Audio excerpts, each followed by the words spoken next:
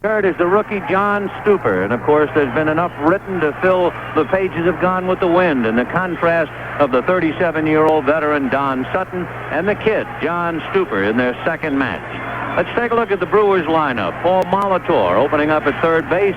Robin Yount will be at shortstop. Cecil Cooper at first, and Ted Simmons behind the plate. Ben Ogilvie will be in left field. Gorman Thomas in center.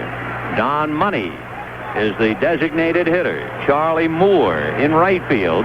Jim Gantner at second base, and Don Sutton the pitcher. For the Cardinals, Lonnie Smith in left field. Ken Oberkfell at third base. Keith Hernandez at first, and George Hendrick in right field. Darrell Porter behind the plate. Dane Orge, the designated hitter. Willie McGee is in center field. Tommy Herr hitting eighth at second base, and Ozzie Smith the shortstop. John Stuper, 9-7 during the regular year, and for trivia buffs, he is the 14th rookie in World Series history to make 2 starts. With me here in the booth, of course, Sparky-Anderson, the manager of the Detroit Tigers. Sparky, you've dealt with young players and pressure. Is there that much pressure for the modern-day kid, or is he almost blasé? No, I think there's tremendous amount of pressure. I think he realizes that he either stops them tonight or they'll be in St. Petersburg late in February. Well, we'll see about it now, whether this is the end of it. That long, arduous year that begins in spring training, and the 162 regularly scheduled games, and then the championship series, and then the World Series. And as far as these two teams are concerned, it has come down to this. Whether there will be one tomorrow remains to be seen. And, of course, for the Cardinals, a must. The 1934 Cardinals came back, and that's really the spirit in the town right now as Paul Molitor takes high, ball 1. The Brewers are hitting .301. The best hitting team in World Series competition was the 1960 Yankees, and they lost. The pitch in for a strike, 1-1. The Yankees in 1960 hit .338 against Pittsburgh and still came up empty. The next pitch is hit on the hands, a little looper, and Ozzie Smith goes out and makes the catch. 1 away. Sparky, when John Stuper pitched against Don Sutton in the previous match, you were saying how critical it was that Stuper get the Brewers out very early. Why? Well, because if he doesn't, it will mount on him. You know, the tension will mount. If he could get the first 2 innings tonight and face 7 men, maybe 8 men, that tension will relax for him. Here's Robin Yount, and he takes a breaking ball, low, ball 1, 1-0. Yount has 5 consecutive hits. And he comes in here with a batting average of .524. He looks at a strike, and the count 1-1. You might like to know the World Series record, 6 consecutive hits, established by Goose Goslin in 1924 and the Yankees' Thurman Munson in '76. Breaking ball is low, ball 2. 2-1, the count to Robin Yount, 27 years old. Interestingly enough, when he was just the 18-year-old prodigy out of California with Milwaukee, one of his buddies was Darrell Porter. The 2-1 pitch is a fastball fouled away off first base out of play, and the count 2-2. And Darrell was commenting that even when Yount was 18, he was low-key. You would think he'd be overwhelmed and feel the pressure, and Porter said no. No, Porter's right. This boy will be this way now. He was that way then. He'll be that way 10 years from now. The 2-2 pitch to Robin Yount. Fastball fouled away. And I would think the ability to relax under pressure is one of the reasons why a man can get to the big leagues. That's the reason he gets to the big leagues and the reason he can do the things he does, Vinny, and it makes it so much better for the rest of the players on the club. When you have a star of this magnitude, it's like Stan Musial. When they're a regular guy and they're low-keyed and they're one of the boys, it really makes a difference. 2-2, the count to Robin Yount, and here comes Stuper, and it's hit back to him, a soft line drive. He jammed him on the handle, and so that snaps the streak of 5 consecutive hits. But even when Yount is fooled, he hit it on a line back to John Stuper. Then did you hear the sound? Did you get the sound? No, I didn't hear him crack it. He looked at the bat, but I didn't hear the crack. I don't think you're going to hear very much tonight except the sounds of a large crowd. And with 2 down, here is Cecil Cooper. Coop hitting .333. He has 7 hits, including a double, a home run, 5 runs batted in. Everybody knew he could hit. I really marveled at how well he plays defensively. He takes a strike. He's a fine first baseman. I would say that him and Eddie Murray are probably the two outstanding defensive first basemen in the American League. What surprised me, I had not read anybody making comments about what a fine fielder Cooper was. But boy, in this series, he can pick it. The strike one curveball is in the dirt, and the count 1-1. When Sutton and Stuper got together here earlier, they had 55,000 in attendance. In fact, in checking, they had 53,723, and I would assume we have that again tonight. Here's the 1-1 pitch on the way, and Coop takes a fastball outside. Ball 2-1. John Stuper, 25 years old. Rocks in the 2-1 pitch on the way. Fastball, a slicing fly ball to left field, and Lonnie Smith has that on his screen and one-hands it for the out. So Stuper gets him in order at the end of half an inning. Milwaukee nothing, and the Cardinals coming up. WMAQ.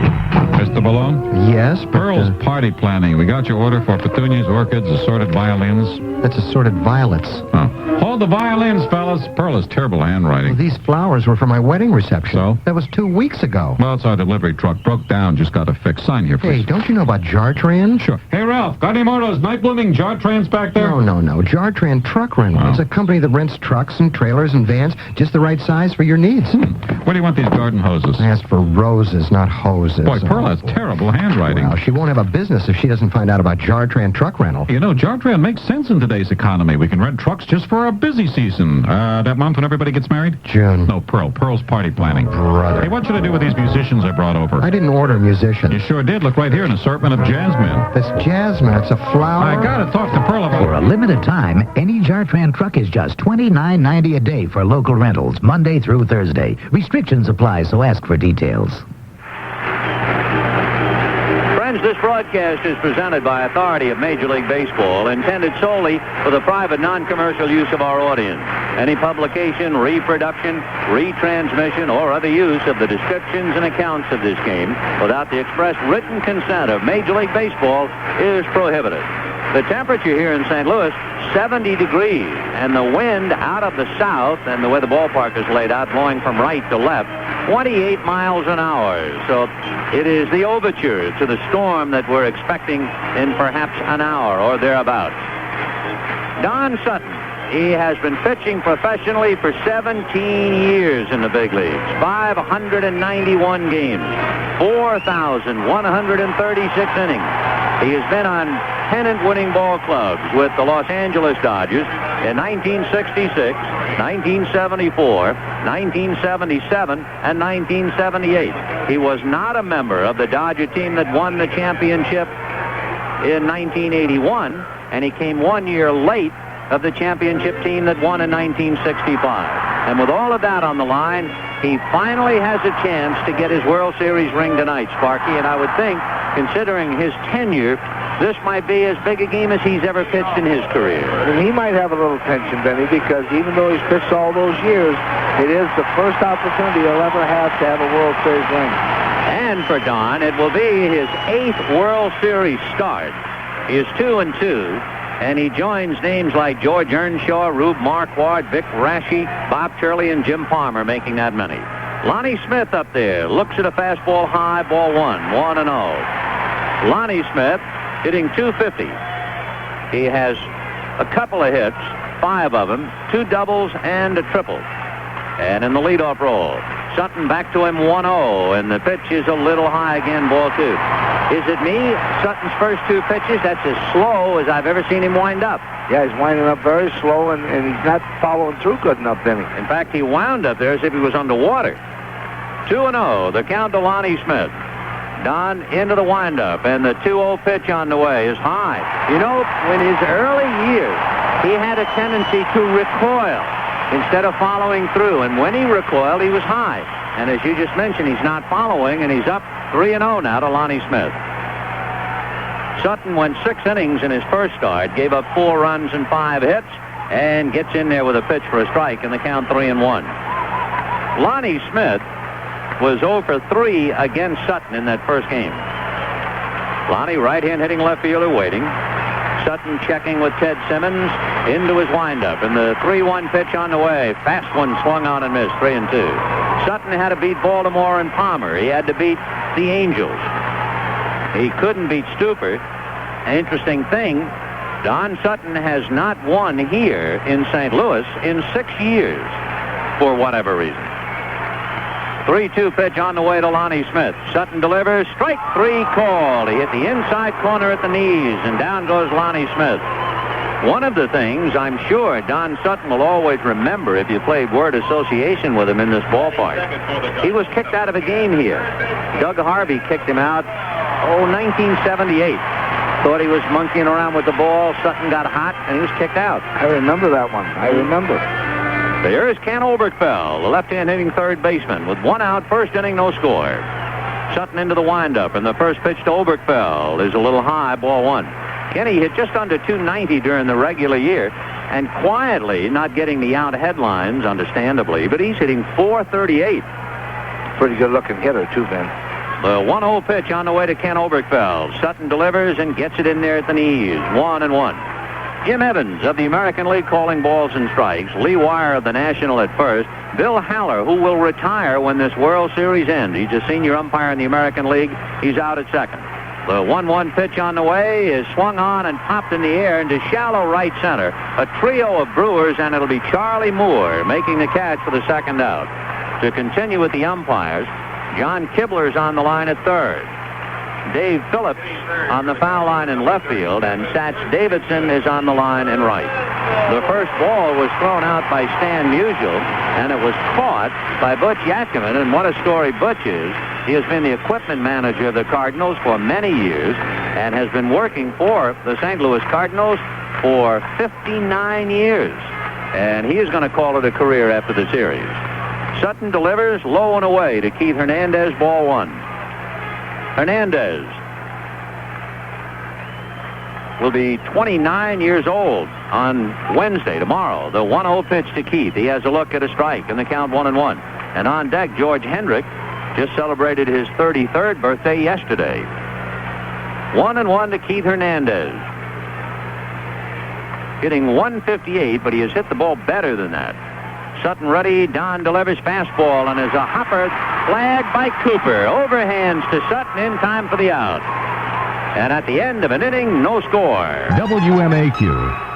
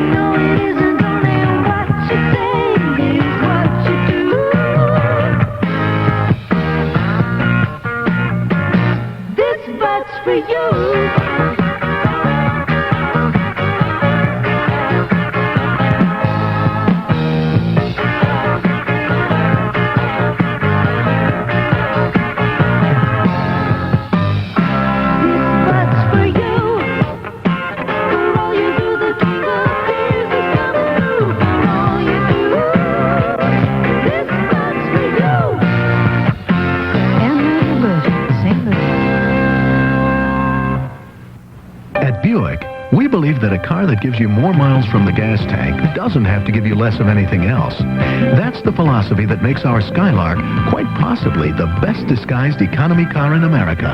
Striking good looks, a stylish, comfortable interior with generous room for 5 are combined with a remarkable 27 EPA estimated MPG. Use estimated MPG for comparison. Actual mileage may be different. Buick Skylark, economy beautifully disguised. We're going to the second inning. No score in the ball game. Milwaukee and St. Louis in Game 6 of the 1982 World Series. Jim Evans going out to the mound for the moment. We learn a lot from history. That's why we bring it up. And we mentioned at the start of Sunday's game that in the 30 World Series, where the teams were tied at 2 games apiece, the winner of Game 5 won the World Series 23 of 30 times. Now you wonder about, what about when you're down 3 games to 2? Well, only 12 of 47 teams have ever come back when they were down 3 games to 2. So history is certainly against the Cardinals. Ted Simmons takes high and outside, ball 1. Ted Simmons, Ben Ogilvie, and then Gorman Thomas in that order. Simmons has a look at a pitch away, 1 ball and 1 strike. Ted, you might remember, hit 2 home runs here on fastball. Stuper trying to stay away from him, and John misses again. So Simmons coming into this ball game hitting .235. Both of his home runs as a left-handed batter. Stuper ready and comes back to him, and the right-hander gets it in there at the knees. 3-1 to count to Ted Simmons. Ben Oglivie and then Gorman Thomas. A couple of things that don't seem to make sense, and that's how it's worked out. Going into this series without Raleigh Fingers, you would certainly think the Cardinal bullpen with Suda would be more effective than Milwaukee. Well, it hasn't. There's ball 4 to Ted Simmons. The Milwaukee bullpen has been exceptional, particularly because of the work of Bob McClure. But then when you get the designated hitter, and remember that the Brewers come in here dismantling with a .301 team average.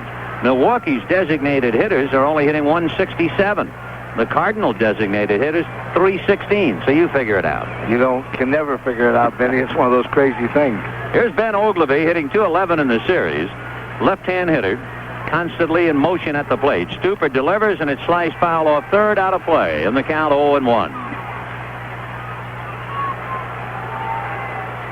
No balls and 1 strike. The count to Ben Oglivie. We had mentioned earlier in the first start that John Stuper served up the base hit to Pete Rose that put Peter in front of Henry Aaron. And Stuper would like to get his name in the books on a better note than that. The strike 1 pitch. Good breaking ball over for a strike. He has a fastball, a very live curveball, and we just saw it, and a slider. He has a pretty good changeup. And as we also mentioned, he's got to keep his right shoulder up. He has a tendency to drop down. If he keeps the right shoulder up, he's very effective. Fastball very high, ball 1, 1-2. You like his arm? I like his arm. I really like it, but he's going to have to get that breaking ball over against Milwaukee if he expects to beat him. So Ben Oglivie waiting, 1-2 to count. Simmons at first, nobody out. Second inning, no score. There's the breaking ball, and it's going to be hit into center field for a base hit. Willie McGee is up with it, and holding at second is Ted Simmons. So the Brewers are after John Stuper here in the second inning. First and second, nobody out, and Gorman Thomas, the batter. And, of course, we can think of the words of Whitey Herzog. As a light rain begins to fall, the rain they told us would come is here. Herzog had given Hub Kittle, the pitching coach, the chart to chart the pitches. And he said to Kittle, tell Andujar either to be ready for tomorrow night or opening day. So we'll see which it is. Gorman Thomas, the big guy during the year with 39 home runs, 113 RBIs, showed signs of coming out of a slump in Milwaukee. And the pitch to Gorman, he bunts, foul behind the plate, in the count 0-1. Gorman Thomas hitting only .158. He has 3 hits and 3 RBIs. He had the key double and the game-winning RBI at County Stadium in Milwaukee. 0-1 the count. The designated hitter, Don Money, is on deck. The Cardinal infield, Keith Hernandez, Tommy Herr, Ozzie Smith, and Ken Oberkfell. They are not looking bunt, even though Thomas did foul one off. And you have Lonnie Smith, Willie McGee, and George Hendrick in the outfield. Gorman Thomas waiting. Stuper ready. Delivers fastball, and is a fly ball to Willie McGee. It's playable. He has to come up and get it. Makes the catch easily. So Gorman Thomas, just a little fly ball. He was buzzed in on the hands. He didn't get around on it. And the batter is Don Money. One reason that Milwaukee's designated hitters are not hitting much is not Money, because Money is hitting .300. Roy Howell had a tough time. He went 0 for 8. Howell, you remember, a left-hand hitter, was starting against Cardinal right-handers, but Money has taken over. Money hit .286 during the regular year, and he had 16 home runs, so he can give you some sock. Veteran right-hand hitter. 2 on, 1 out. Second inning, no score. John Stuper, the 25-year-old's breaking ball is a little low. Ball 1, 1-0. He's a kid a year ago, was at Springfield. Remarkable that he could come all the way back so quickly, not only pitch in the World Series in a starting role, but pitch twice, and pitch now with the Cardinals against the wall. A 1-0 fastball, and he missed on the corner. 2-0 the count. Tried to get it, but he was low. Jim Evans does a strange thing in calling balls and strikes, the American League umpire. That was ball 2, but he put both hands up in the air. What he does, he make a fist with the right hand. I've never seen an umpire do that before. No, most of them will just stick up the one. The 2-0 pitch on the way is a breaking ball hit foul outside of third and down the line. Yeah, when you're up here, you got to have a scouting report on the umpires, too. I've never seen that. 2-1. Of course, that's why they always tell a plate umpire from day one to carry the indicator in your left hand. Because if you carry it in your right hand, every time you raise your right hand to look at it, people thinking you're calling strikes. 2-1 to Don Money with 2 on, 1 out, second inning, no score. And Money backs out. 330 down the lines, 386 up the alleys, 414 to straightaway center. Now the 2-1 pitch coming up. Fastball hit over third, foul, and down the line, and the count 2-2. And Money is going to go to the bat rack. This is a bigger ballpark, 15 feet longer down the lines. It's 315 at County Stadium and 330 here. The power alley here is 386, and at County Stadium was 392.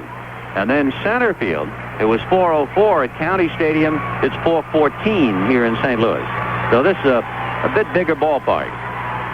The only difference, that's 6 feet in the power alleys. The only difference, though, the power alleys could be bigger in Milwaukee, and it would still be tougher here, Vinny, because the ball just doesn't carry. And it's amazing because this is a hot weather city, but for whatever reason, the way the ballpark has been constructed, it's tough to hit them out.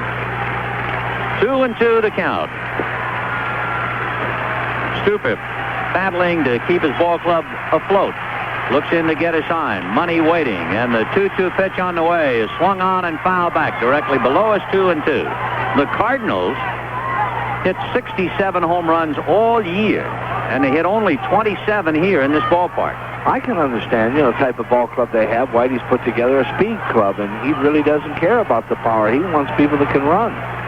Ted Simmons at second, Ben Ogilvie at first with 1 out. Second inning, no score. And the 2-2 pitch, a ground ball to third. Oberkfell backs up, down to Tommy Herr for 1. Over to Hernandez, double play.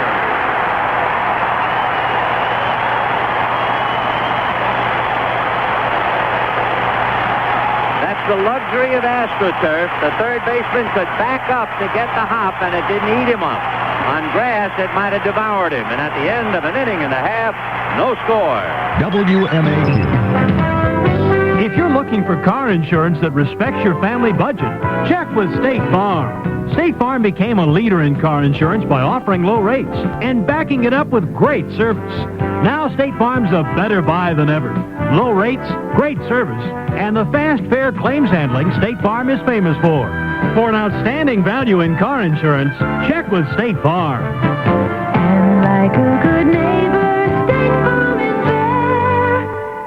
So, my son, who never calls, finally invites his mother over for dinner. Yeah, look at my new microwave oven, Mom. We're having raw chicken. Raw chicken? Where's that instruction booklet? Donald. Did I push the raw chicken button? Donald. Huh? Call me when you get a Quasar. What Donald needs is a Quasar Instamatic microwave oven. You don't guess at power settings, times, and temperatures. You just press a button. Quasar's made microwave cooking simple. Quasar. For quality and dependability, shouldn't you have a Quasar? Say, friends, remember, if you're on the go, there's no need to miss baseball's main event. Take a radio along to keep up with all the World Series action. Wherever you're going to be, take us along, too. Sparky-Anderson, Win Elliott, and yours truly, Vin Scully. The 1982 World Series, something special from CBS Radio. And a reminder, Game 7, if necessary, tomorrow night, 8:10 p.m. Eastern Time. Bottom of the second inning, no score, as the Cardinals come up with a double play to get out of the second inning. Don Sutton will be pitching to George Hendrick, Darrell Porter, and Dane Ord. Hendrick is hitting .278. He has 3 RBIs and 5 hits, but he's been pretty much of a quiet man so far in the series.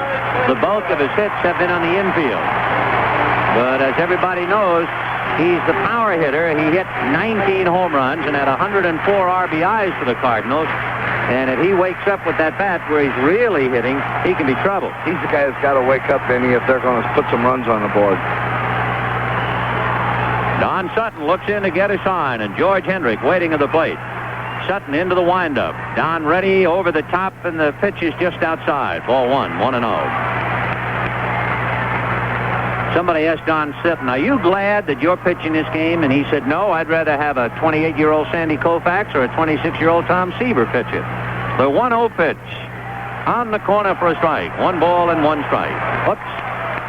Now they're going to switch it to 2-0, and I guess Evans brought that fist up again. Somehow I'm going to have to learn him. 2-0, the count of George Hendrick. Sutton into the windup. Don Ruddy delivers, and that's a strike. 2-1. Darrell Porter in the on-deck circle. Sutton reading Ted Simmons. Don into that very slow and deliberate windup, and the 2-1 pitch is fouled away. Well, as we mentioned earlier, after 17 years and 591 games and over 4,000 innings, Sutton is in no hurry with this game. His 8th World Series start. The most World Series starts, Whitey Ford made 22. There isn't anybody close to him. The 2-2 pitch on the way. Sutton is up. Ball 3. Ford made 22 World Series starts, and the next man to him made 11. Gosh. 3-2 to George Hendrick. Don Sutton looks in. Hendrick, quiet bat, kind of swings it like a horse's tail once in a while. The 3-2 pitch. Fast one, swung on and missed, and down he goes. And at the bottom seemed to drop out of that. Well, Don has one of those real good sinkers. Okay, what away. And the batter will be Darrell Porter. The left-hand hitting Darrell Porter, hitting .316. He has a half a dozen hits, including 2 doubles, and of course one of them took a possible victory away from Sutton. He doubled the left to drive in 2, and he got the Cardinals even, and Sutton went out. Porter takes a strike. The outfield playing him around to right. The infield swung around to first. As Porter said, it was the first ball he had hit down the left field line this decade. The strike 1 pitch to Darrell. Inside, makes him pull away. 1-1. The few raindrops that came earlier have come and gone, we're happy to say. However, we know they've spent all day telling us about how the storm is going to be here, and that flag on the roof in center field is at right angles to the pole. The 1-1 pitch on the way. Swung on, ground ball to the hole, but that's where Jim Gantner hangs out, and all through the series, that's all Porter does, played pepper with Jim Gantner. You know, I'd have to say that DeFonde and Nelson Burbank did a pretty good job, Benny, because they hit ground ball after ground ball, Porter, directly to Gantner. It's an interesting, too, in talking about the 2 chief scouts, there is a definite Cardinal flavor.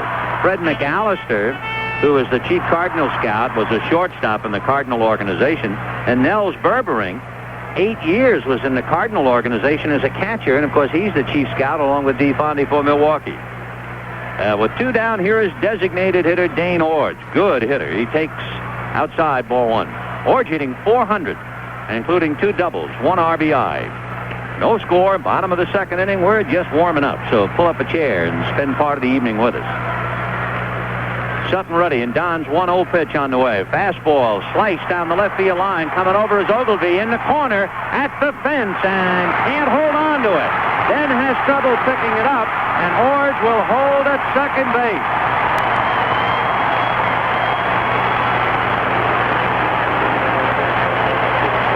Ogilvie, I think, thought first of all the ball was foul, and he was right on the foul line, and the ball got by him.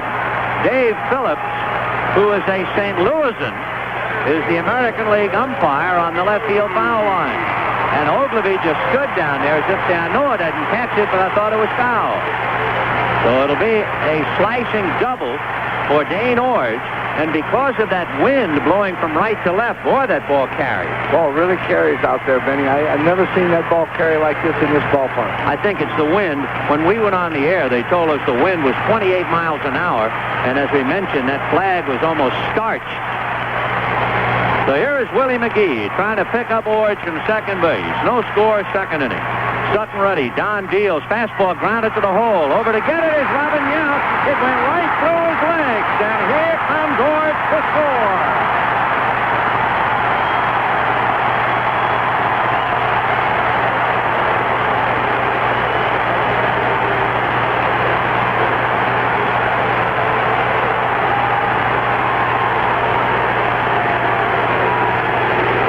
Robin Yount out makes his second error in the World Series, and he just wanted that ball to come up, and it stayed down on him and went right through his leg. So the Cardinals get a big break, first on the ball hit by Ord, and now the ground ball that goes through Yount's leg. That is the 8th error by the Brewers, and the 13th error in this World Series that will not be listed as one of the more artistically played. No, it hasn't been, Benny. There's been too many balls that should have been caught, too. The ball Ogilvy missed should have been caught. McGee bluffs the pitch to Tommy Herr outside, ball 1, and if McGee has the slightest chance, you know he's going. Tommy Herr, a much better hitter left-handed, although you wouldn't know it. He's hitting only 100 left-handed. He's hitting nothing right-handed. Tommy waiting. During the regular year, Herr hit 266. And I guess the two biggest disappointments offensively in the series would be Tommy Herr for the Cardinals and Ben Ogilvy for Milwaukee. 1-0, the count to Herr. There goes McGee. The pitch is fouled away. McGee had a good jump. That really surprises me. You have 2 out and ball 1 on the hitter, Tommy Herr, and why he's swinging, I don't know, because once he goes, the chances of him stealing that base are almost 99%. That's right, and Tommy Herr backs away, staring down at Chuck Hiller coaching at third. 1-0 Cardinals, a big break here in the second inning. A ball that might have been caught wasn't, and a ground ball that should have been caught wasn't. 1-1, the count to Tommy Herr. Sutton not quite ready. Down off the rubber, now plants the right foot, set at the belt, and throws to first. Sutton does not have a good move to first. He has never been a right-hander with that kind of a reputation. You have a raw kid over there at first, however, in Willie McGee. McGee has stolen 2 bases during the series, 2 for 2. Tommy Herr waiting. The 1-1 pitch to Herr is driven to deep right field. Back goes Moore, way back. It is off the wall. McGee is around third, coming to the plate. He's going to be safe as the ball gets away from Ted Simmons. Into second base goes Tommy Herr.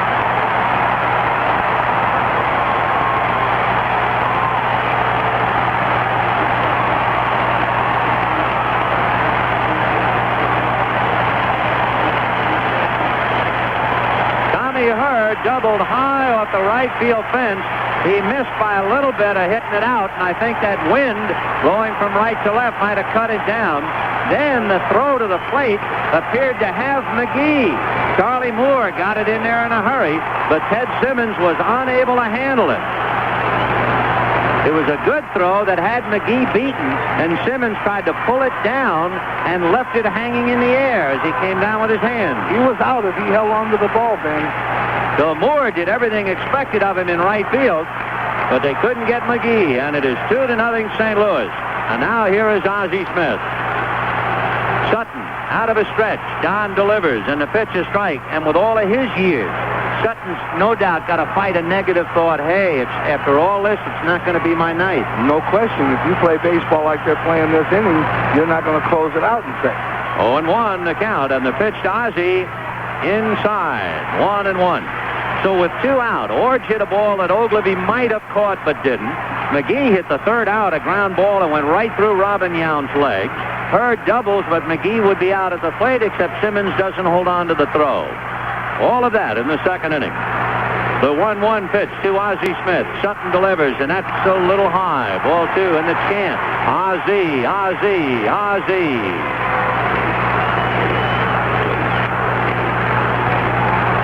2-1 to Ozzie Smith. Ozzie hitting only 188. He's 2 for 9, however, as a left-handed batter. Like Tommy Herr, he hits a little better from this side. The 2-1 pitch to Ozzie Smith. Sutton ready, delivers, ground ball to the left side to Robin Yount. Chest-high bounce, and he throws him out. 2 runs, both unearned. 2 hits and an error. At the end of 2, the Cardinals 2 and Milwaukee nothing. Central Tire keeps you on the road. Central Tire has brand names you know.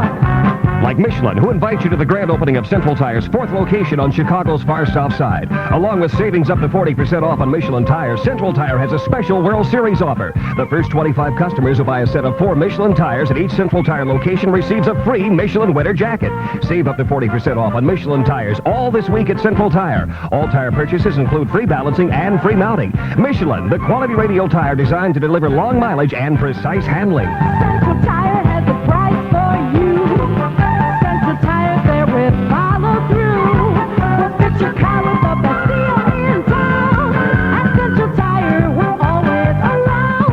At Central Tire, we're always around. Central Tire. Central Tire, with their newest Michelin location just off the Calumet Expressway on Doty at 115th Street.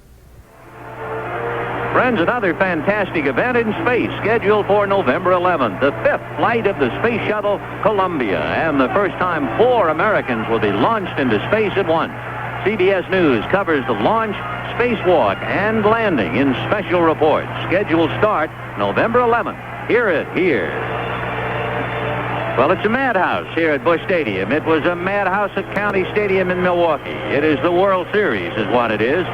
3rd inning, Cardinals 2, Milwaukee nothing. And it'll be Charlie Moore, Jim Gampner, and then Paul Molitor to test John Stuper. I was doing a little reading because of the game tonight about experience.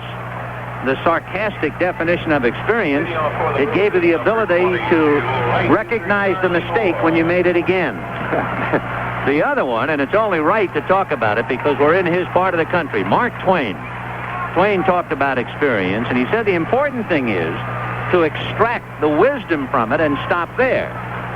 Twain said if a cat sat on a hot stove lid, it would never sit on a hot stove lid again, but it would also not sit on a cold stove lid. So we'll chew on experience in the 3rd inning, and Stuper delivers to Charlie Moore high, ball 1, 1-0. Charlie made an absolutely magnificent play to throw Willie McGee out at the plate. Everything worked except Simmons didn't hold on to the throw. The 1-0 pitch is in there for a strike. Well, again now, Jim Evans raised that right hand, but it's a ball, and they count 2 balls and no strikes. So Charlie backs out as a look down at 3rd. And the 2-0 pitch on the way. A line drive over Ozzie Smith's head into left center for a base hit. McGee cuts it off, and Charlie Moore holding with a single to left center field. Moore came into the game hitting .350. So he's having a big series. Gee, he's an impressive player. Yeah, he's a very good player, and it all started about the middle of the year. He's been a good player, don't get me wrong, Benny, but about the middle of the year, he really got his confidence in the outfield, and he was playing every day, and he just took the job over. Jim Gampner is another fellow who hasn't gotten the ink until the series, and he's having a good one. He takes a strike, 0-1. Gampner hitting .333. He has a half a dozen hits, 3 of them for extra bases, 2 double and a triple. Gampner during the regular year had 4 home runs. The strike 1 pitch, the left-hand hitter fouls it back. Boy, did he have a rip at that thing. He had a good rip at that ball, Benny. 0-2 the count of Jim Gampner with Charlie Moore at first. Top of the 3rd, Cardinals leading Milwaukee 2-0, and of course that's a big break for John Stuper. That's just what he needs, something to lean on. He needs those 2 runs, and especially the way they got them. You know, you couldn't get 2 runs any better, because if they went out and got them themselves, well, you know, that's one thing, but to have the other club give you 2, that really helps you. 0-2 the count of Jim Gampner. There's a throw to first. In their first meeting, Sutton got 2 runs in the top of the 2nd inning, and then picked up 2 in the 3rd inning and was leading. And then the Cardinals got 2 back in the bottom of the 3rd. So Stuper was always behind. 1-2 the count of Jim Gampner. But tonight, John pitching with a lead, leading 2-0. 1-2. Gampner waiting. The pitch to him is swung on and missed. Down he goes.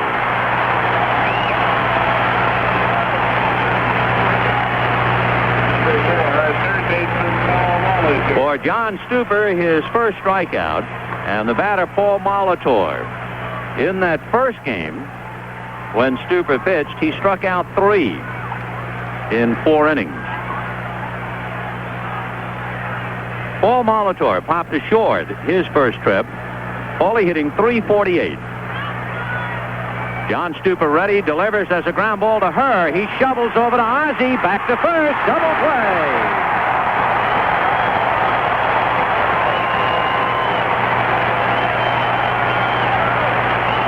the Cardinals come up with their second double play in 3 innings. And at the end of 2.5 innings, the Cardinals 2 and Milwaukee nothing. WMAQ. I was getting my hair cut, and the stories going around the barbershop kept getting taller as my hair got shorter.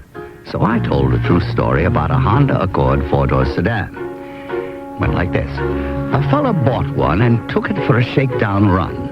Well, the Honda Accord rode so smoothly that he relaxed in the plush seat, set the cruise control that comes standard, and enjoyed the scenery quietly passing by. When he returned, he went to open the trunk and found his wallet lying on the Accord's rear bumper. He'd put it there while loading the trunk and had forgotten it. That should give you an idea about the smooth ride a Honda Accord 4-door sedan can deliver, I said. Well, the barber shook his head. I swore the story was true, because it is. And I got up to pay for my haircut, and I found I had misplaced my wallet again. We make it simple. Sally Struthers is Gloria. Oh, Archie Bunker's little girl. Well, CBS TV's announced that Gloria has a show of her own. Oh, then things are swinging and the birds are singing and everything's going to be okay. Okay. Gloria and her son Joey are out there trying to make it on their own. Uh-huh. It's really a funny show. Uh-huh. Sally Struthers is Gloria. I know they'll do very well. So you were pleased with the CBS announcement? What was their announcement? Gloria premieres Sunday at 8:30, 7:30 Central and Mountain on CBS TV. After Archie Bunker's place.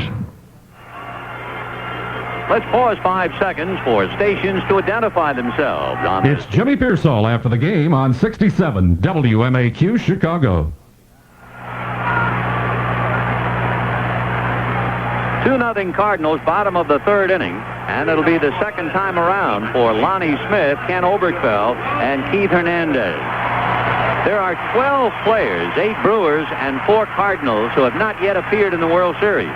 The Milwaukee players Dwight Bernard, Mark Bruhard, Marshall Edwards, Raleigh Fingers, Doc Medich, Rob Pisciolo, Ed Romero, and Ned Yost. Harvey Keene just about writing out the same lineup card day in and day out. The first pitch to Lonnie, ground ball wide at first. Cooper can't get it. Gantner picks it up late, throws too late. You know, Vinny, we are seeing tonight, and we're in the 3rd inning, and we've already seen 3 bad plays. That's just a ground ball, and maybe Gantner was distracted by Cooper going wide of the bag, but he just couldn't pick it up. The 3 official scorers, Jack Herman of the St. Louis Globe-Democrat, Dave Nightingale of the Sporting News, Dick Young of the New York Post. And we're waiting for their decision. And there it is, E4. So an error charged to Gantner, the 2nd Milwaukee error tonight, and the 9th error by the Brewers in 5 games plus a couple of innings. So in the 3rd inning, Lonnie Smith, who runs well, however, he ran the Cardinals out of a possible 1st inning Sunday when he was thrown out trying to steal 3rd. He doesn't go, and the pitch to Ken Oberkfell, a strike. Oberkfell flied to right in the 1st inning. Oberkfell looking over at Chuck Hiller, as does Lonnie Smith. And Don Sutton down 2-0 here in the 3rd inning. Misplays by his teammates. And, of course, all the talk after 5 games, how everyone was realizing what an excellent defensive team the Brewers had. The home runs getting all the ink during the regular year. But it was the defense that looked so good. There goes Lonnie. The pitch is outside. The throw. He's in there, head first.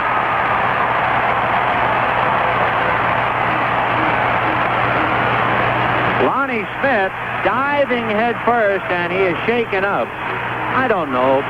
How in the world can you big league ball player and not know how to slide feet first? I don't know. That head first slide has become, something. Rose started it now, then it seems like everybody wants to do it. It doesn't make much sense, and Lonnie Smith is shaken up.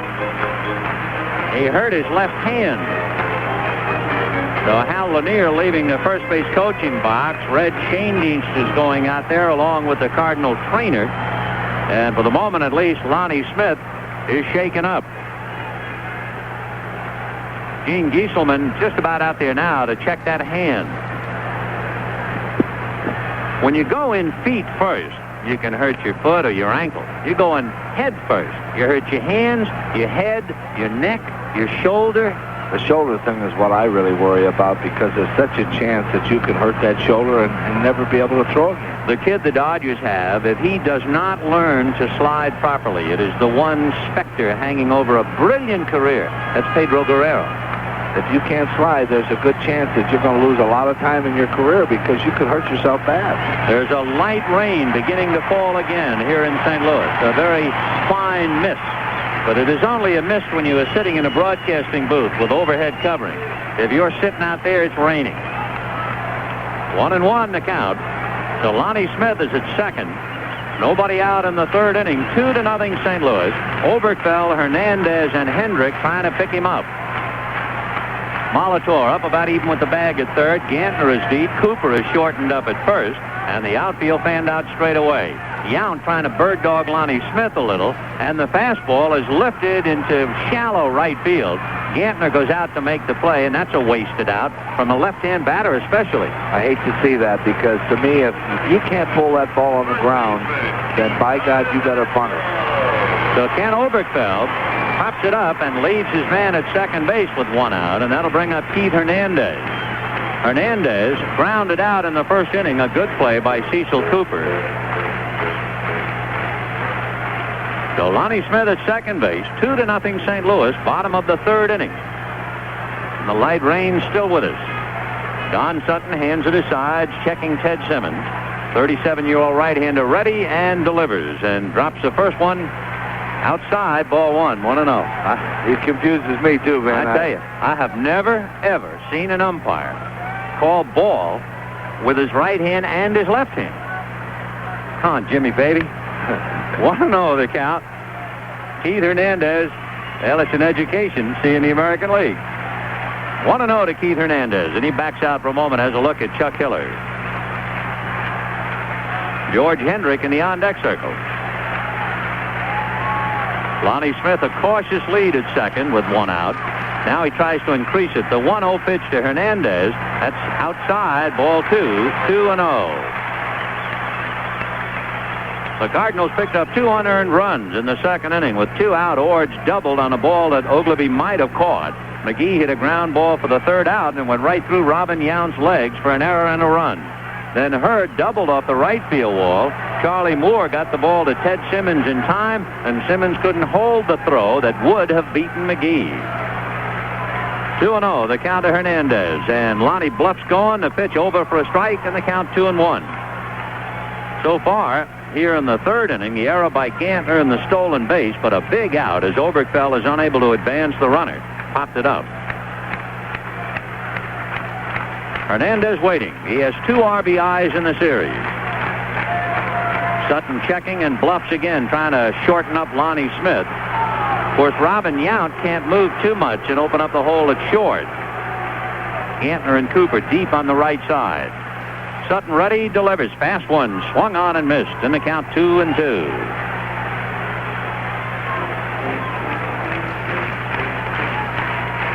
Before Sutton went from Houston to Milwaukee, he lost here this year.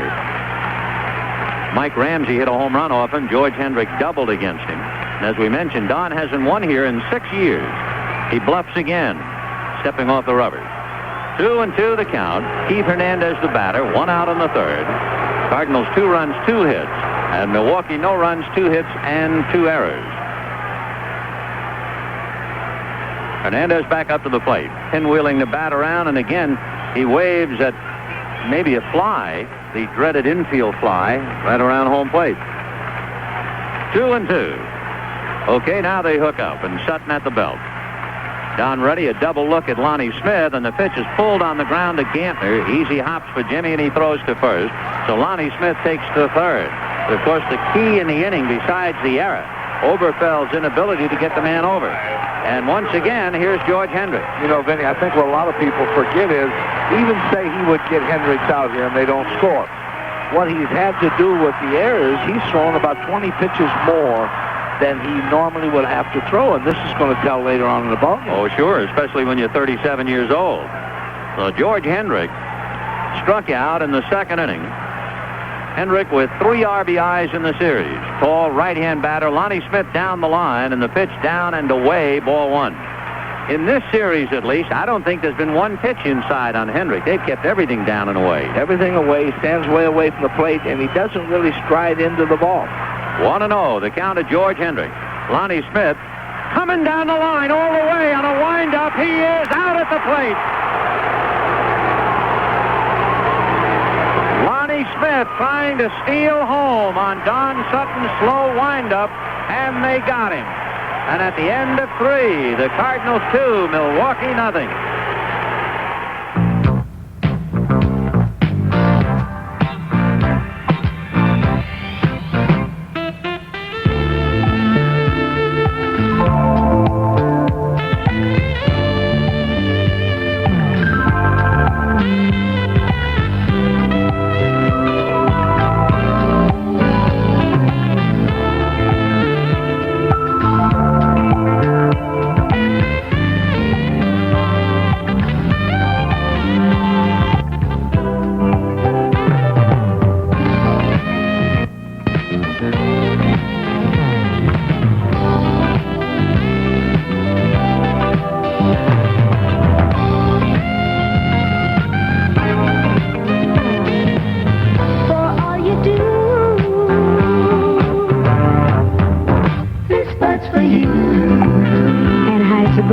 St. Louis.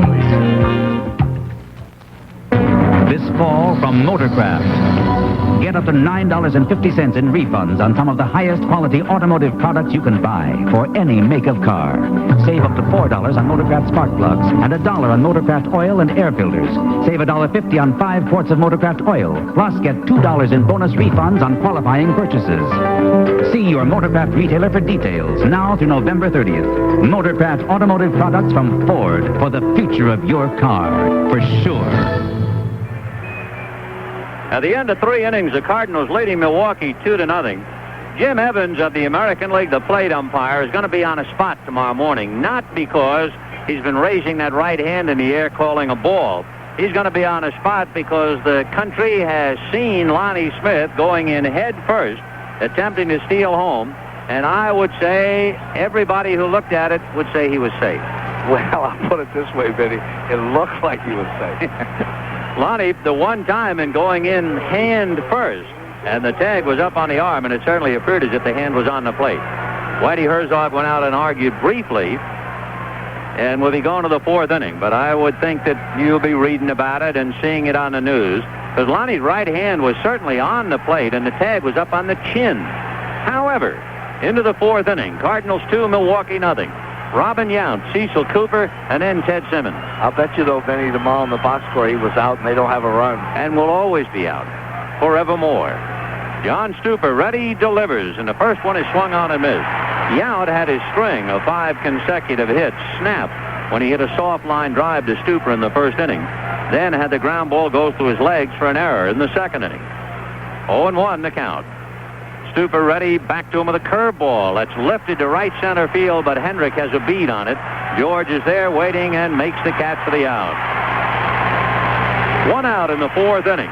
Cardinals 2, Milwaukee nothing. And Cecil Cooper, the left-hand hitting first baseman, coming up. Cooper flied to left field and deep in the 1st inning. That was the first indication we had that the ball was carrying exceptionally well the other way because of a 28-mile-an-hour wind going from right to left. John Stuper and Don Sutton. We also get a report on Lonnie Smith when he hurt himself going in head first at second base. Stuper delivers the fastball high, ball 1. He jammed his right ring finger on a slide into second base. But if they can win tonight and tomorrow, they'll get a World Series ring that'll fit it. Yes, and that's the one that everybody likes to have. The 1-0 pitch on the way. Coop fouls it back to the screen. 1-1. The rain continues to fall, a very, very light rain. It is not the kind of rain, at least for the moment, that would interfere with play. And this is AstroTurf, so there's a bonus there as well.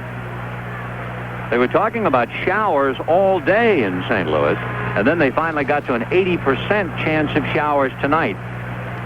Then very early, just before we went on the air, they told us that what rain we would have would be here by 9 o'clock and then gone. The 1-1 pitch is popped up. Going out is Tommy Herr looking for help, and he's got it. Ozzie Smith goes out, and the shortstop makes the catch. So Cooper pops it up to Ozzie. 2 down in the 4th inning, and Ted Simmons, the batter, walked in the 2nd inning. Cardinals 2, Milwaukee nothing, top of the 4th. Ted, switch hitter, batting left-handed. Simba, as they called him here, 11 years with the Cardinals. Simba the Lion because of the long hair, the mane. He has a look at a pitch low. Ball 1, 1-0. Ben Ogilvy on deck. John Stuper ready in the 1-0 pitch. Breaking ball hit to George Hendrick in right field. He comes up to handle it. So they're gone in order, and at the end of 3.5 innings, the Cardinals 2 and Milwaukee nothing. WMAQ. My music store really had the blues. I didn't know how many drums I had in stock. And I had 500 more clarinets than I could sell. Instead of ordering banjos, I ordered ukuleles. I don't even sell ukuleles. And don't ask me about my tubas. My inventory was a disaster. Now, I heard that IBM made small computers for small businesses like mine. So I bought a small IBM computer for my inventory, and now I know what to order, when to order, and how much to order. And these days, my music store is working in total harmony. But best of all, IBM sells so many different kinds of small computers that I told my brother to buy one for his business. For more information, call IBM toll-free at 1-800-631-5582. That's 1-800-631-5582.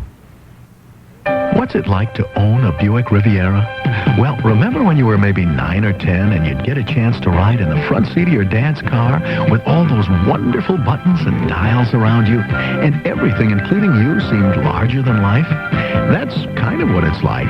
The Buick Riviera, a technologically advanced, marvelously equipped, incredibly handsome, luxurious road car with the almost magical ability to make otherwise rational, mature adults feel like kids again.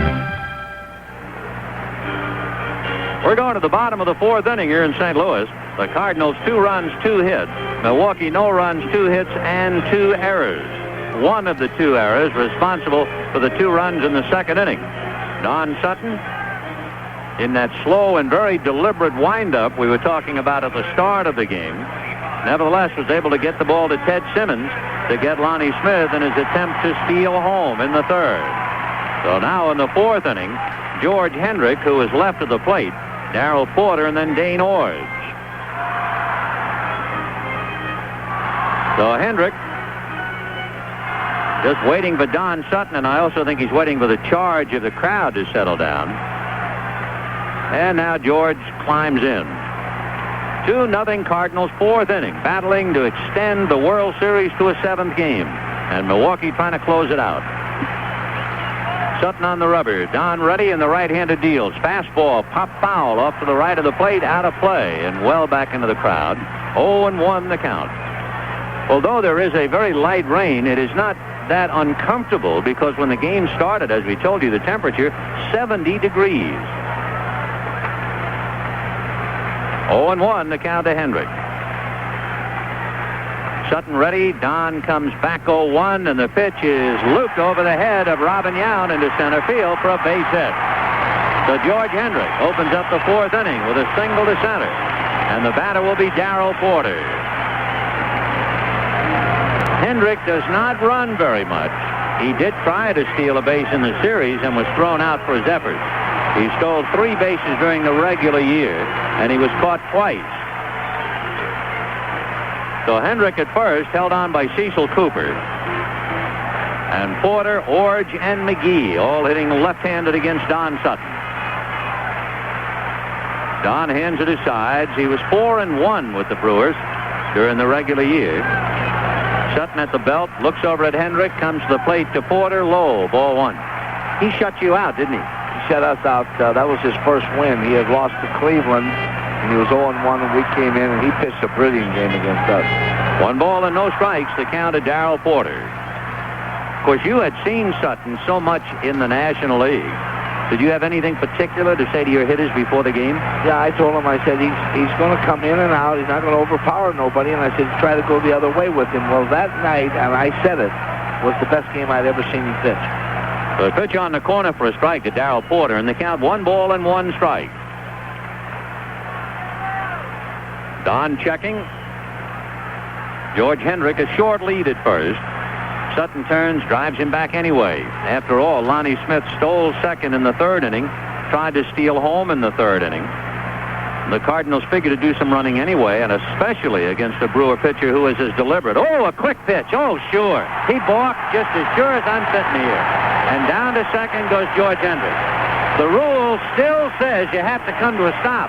And I mean, he didn't come anywhere close to a stop. You know, Vinny, I was sitting there looking at him. I said, what is he doing? He just brought the hands up and pitched. Well, what he's doing is he's cheating. He's a veteran. He's trying to cut a corner, but he didn't get away with it. It was a little too obvious. So on the balk, Hendrick is at second. No pitch. And the count 1 ball and 1 strike. Sutton brings his hands together and stops.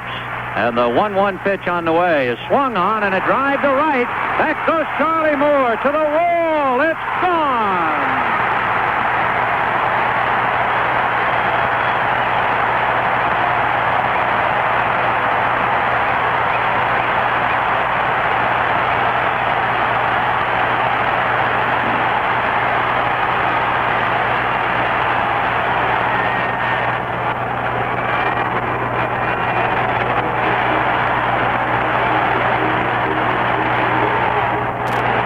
Porter drives one over the right.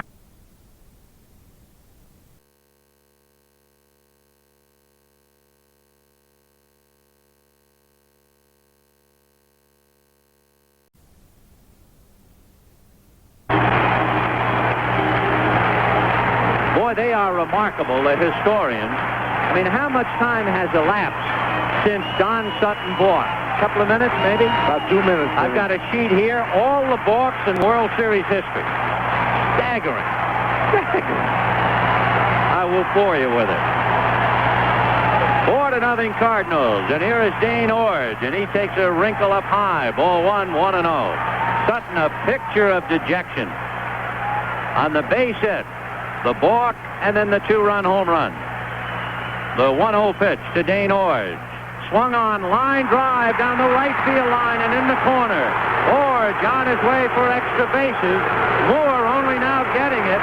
Orge doesn't run that well, but he still has a triple.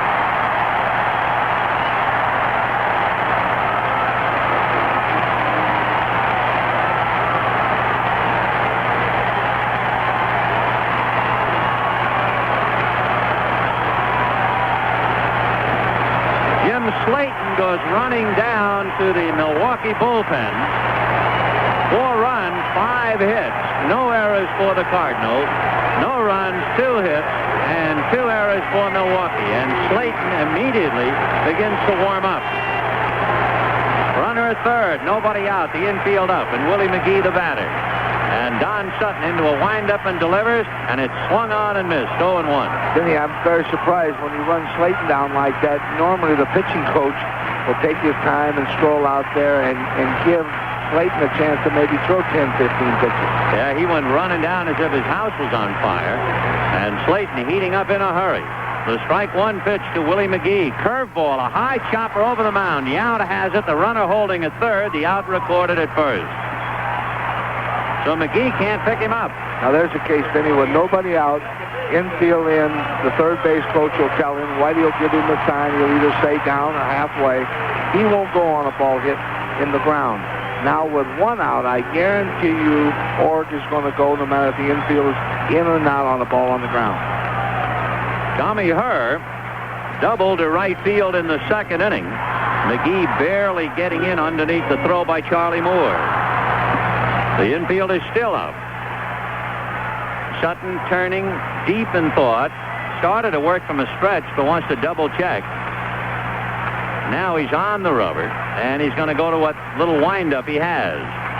And the first pitch, here comes the runner. Squeeze play, the run will score. Who's covering first? Cooper making the tag on Tommy Herr. 5-0 St. Louis on the a squeeze.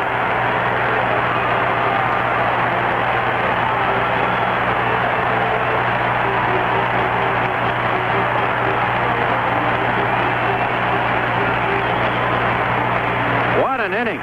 Hendrick singles as Bork to second. Porter homers. Ord triples, and with one out, Tommy Hurst squeezes him home. A 3-run inning, 5-0 St. Louis. Ozzie Smith fouling the ball down off his right foot in the count 0-1. Sutton, I believe, really feels now I can never win a game in St. Louis.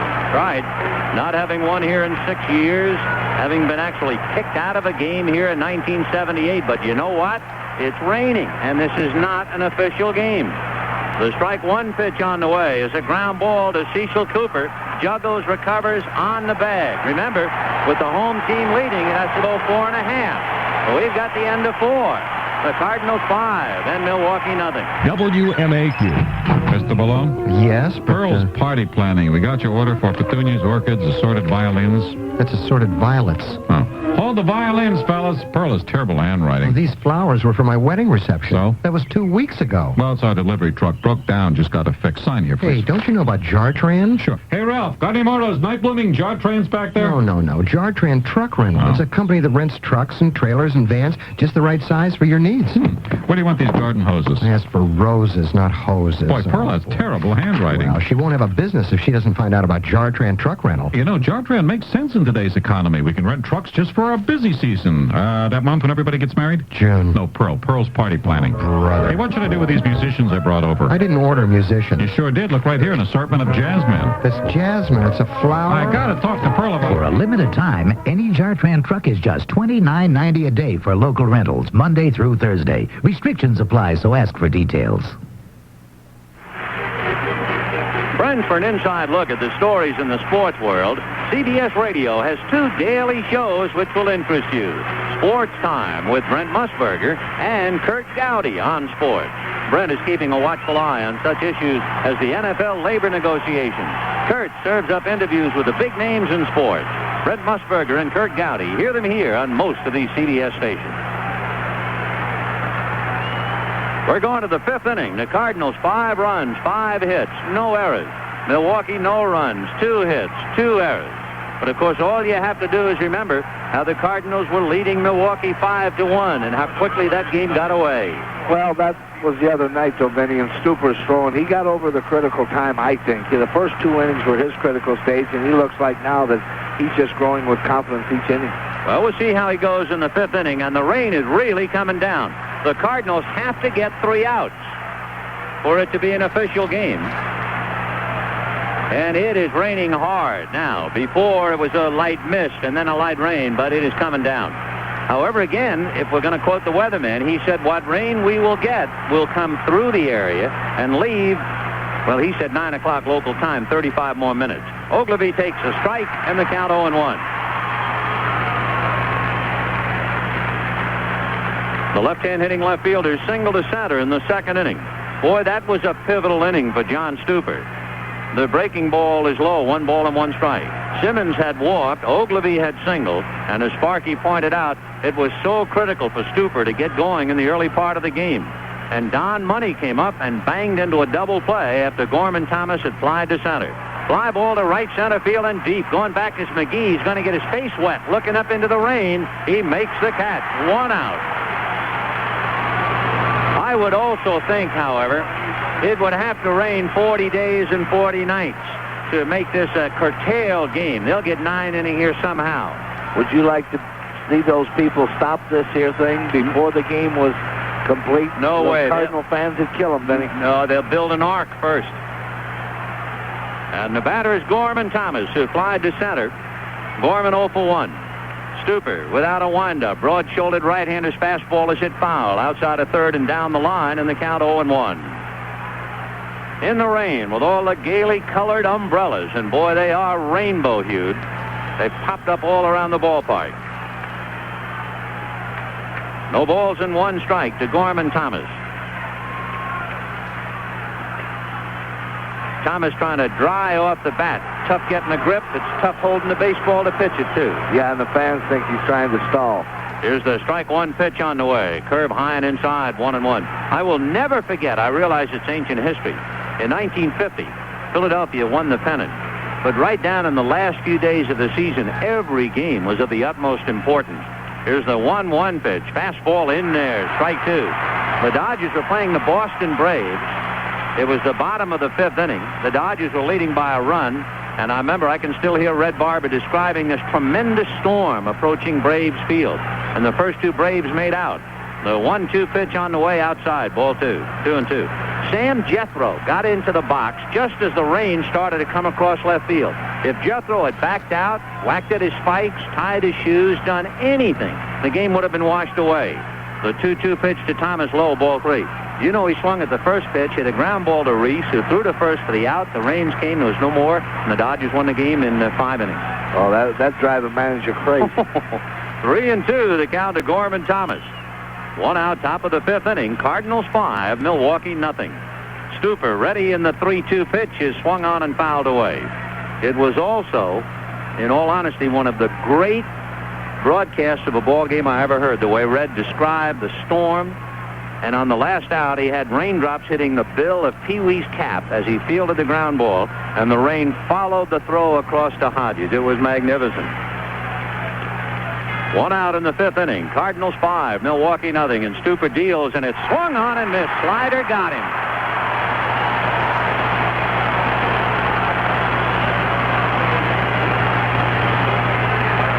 So 2 down in the fifth inning. Stuper has now retired 7 in a row. Yeah, he's pitching excellent now, Vinny. He's in a good groove, and he's got tremendous confidence out there. Don Money, the designated hitter, hit into a double play in the second inning. That might be the most important series of pitches he's made tonight, with first and second and nobody out, to get Gorman Thomas on a fly ball and Money to hit into the double play. 1-0, the count to Don Money. Cardinals scored twice in the second and 3 times in the fourth.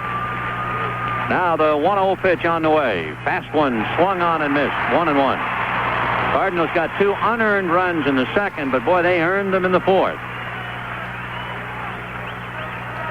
A 2-run home run, a triple, and a squeeze play. The 1-1 pitch on the way is a ground ball back at third. Big hop for Oberkfell. Kenny will throw him out. And that's it. It is now an official game. And the rain has slackened off as well. At the end of 4.5 innings, Cardinals 5, Milwaukee nothing. After the game, it's Jimmy Pearsall on WMAQ. I'm George Allen, back in Chicago to start my football career over again as owner and coach of Chicago Blitz in the new United States Football League. I have found creating a new professional team my biggest challenge. Chicago is a great city, and it was my home for 8 years. In '63, I helped bring a championship to this city. Now I intend to work longer and harder to bring another winner. We want the Blitz to be a team the people of Chicago can be proud of. Already we have signed 5 named players, including Greg Landry and Tim Reitman, an All-American. This is how we will build the Chicago Blitz, with a combination of veteran players and young stars. But as we build our team into a winner, we need your help. The football fans of Chicago. Our home will be Chicago's Soldier Field, and good midfield tickets are available. Just call 670-0100 or 670-USFL and place your order now.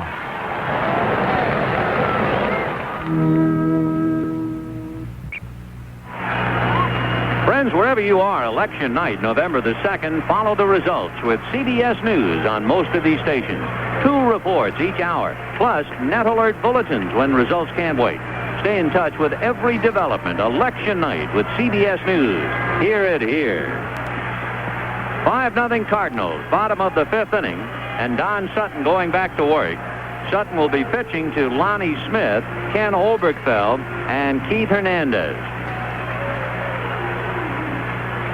So Sutton, who was burned first by lack of support in the second inning, and then roughed up in the fourth, down 5-0.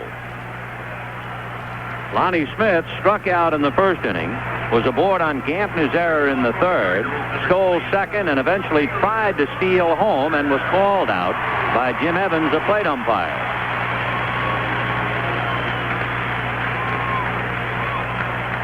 Sutton, both feet on the rubber, looks down to Ted Simmons. Paul Molitor up about even with the bag at third. Cooper comes up at first, so they're thinking bunt, and Lonnie, meanwhile, looks at a pitch high, ball one. He's been high all night, Benny, and he's not sharp at all with his pitches. Yeah, the very first two pitches you pointed out, he wasn't following through. 1 ball and no strikes. Sutton ready, and Don's 1-0 pitch. A breaking ball that dips in there for a strike, and the count 1-1. Smith, Oberkfell, and Hernandez. 5 runs, 5 hits for the Cardinals. No runs, 2 hits, 2 errors for Milwaukee. Now the 1-1 pitch on the way. Don Sutton cranks up a breaking ball, and a good one it is for a strike, and the count 1-2. Don't forget, if there is a 7th game, it'll start 8:10 p.m. Eastern Time tomorrow night. Joaquin Andujar and Pete Vukovich. If. And the 1-2 pitch to Lonnie Smith. Swung on, and a little pop fly back of first down the line. It's going to fall. Fair ball. And sliding and falling rounding first is Lonnie Smith, so he has to go back instead of having a double. Boy, he hit that wet rug, and he went down as if somebody had pulled it out from under him. But that's the way he should slide all the time. That was a great slide. Nice slide, Lonnie. So Lonnie Smith rounding first and went down on his numbers and has to get back with a pop fly single to right. Ken Oberkfell flied to right and popped up. He's 0 for 2. So 5 runs on a half a dozen hits. Milwaukee's bullpen will get busy again. Slayton went running down there to get ready. That was in the 4th inning, and he's down there to throw again. The pitch to Oberkfell. That's high. Ball 1, 1-0. 5-0 St. Louis in the 5th inning. Sutton, right foot on the rubber, looks down to Simmons. Gone on and off the rubber now, and Oberkfell backs out. We still have a very light rainfall, but not the hard rain that was coming at the end of 4 innings. Fastball for a strike, and the count 1-1. Keith Hernandez on deck. Lonnie Smith walking off first. Cecil Cooper holding a corner. The 1-1 pitch. Sutton looks and decides you better go over there, and Lonnie hops back on the bag. Of course, having seen him take a header rounding first, apparently it's going to be a very treacherous track if you're thinking about stealing. It'll be very slippery. Sutton's 1-1 pitch. Oberkfell tied up, hits it back to Sutton, but his only play is to first for the out. So Oberkfell really tied up on a pitch in on the hands, couldn't get around on it, but he didn't hit it hard enough for Sutton to get a man at second. So Keith Hernandez coming up with Lonnie Smith at second base. 1 out, bottom of the 5th inning, and the Cardinals 5, Milwaukee nothing, and that wind really blowing. And looking at the flag in center field, and of course the flag's at half-mast in memory of Mrs. Harry Truman, who passed away. Here's Keith Hernandez, grounded out twice, 0 for 2. Lonnie Smith scraping at the rug with his feet, and Hernandez running up to bunt, left it in Ted Simmons' mitt, and the count 0-1. You know, the thing I don't understand, Smith is wearing those shoes without spikes on, and here's the turf that's wet. Now, what else would you think but you're going to slip? Yep, right. And he was pawing at the dirt. He's doing it now. He looks for all the while like a cat in a sandbox, just scraping away with his feet, but it's not going to help. 0-1 the count to Keith Hernandez. Lonnie takes his lead, and Sutton does a fake turn and looks him back to the bag. 0-1 to Keith Hernandez. Now the strike 1 pitch is at the chin, and Hernandez backs out of there. 1 ball and 1 strike. Cardinals scored twice in the 2nd, 3 in the 4th. The Cardinal infield has come up with 2 double plays back of John Stuper. And Milwaukee infield has come up with 2 errors back of Sutton. Now the 1-1 pitch on the way. Swung on and missed. Good breaking ball down and in, and the count 1-2.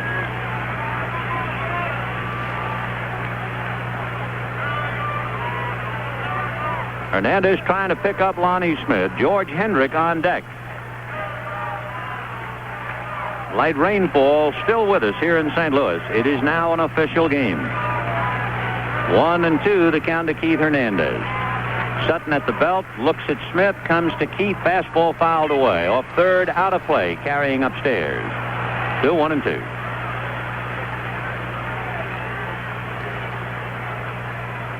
Sutton trying to rub a wrinkle in a new ball, trying to get a grip on it. You ever know a pitcher who is strong enough to pinch the ball and really get the seams up? I have seen him be able to do that, yes. Boy, you got to be strong to do it. 1-2 the count. Naturally, if you're a breaking ball pitcher, if you can raise the seams by exerting pressure on the stitches, that ball will really do some tricks for you.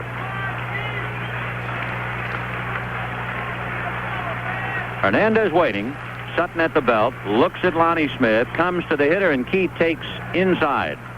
Might even have hit the handle of the bat, and it's still 1-2. In the old days, I know Dodger pitchers used to have Gil Hodges rub up the ball because he was so strong, he might be able to raise the seam. On Detroit, is there anybody in the infield who rubs up the ball all the time for the pitcher? That catcher Parrish, Lance Parrish, I think he could take care of the ball, period. Just take it with one hand and take the cover off. That's like, I remember how Ted Kluszewski used to bend beer cans, not from the middle, but from end to end. 1-2 the count to Keith Hernandez. Sutton off the rubber. And Lonnie Smith just pawing out there like a young colt. Lonnie having trouble with his shoes. No pitch. Sutton made the pitch, but Hernandez was way out of the box. So Don gestures to Simmons, okay, go over the signs again.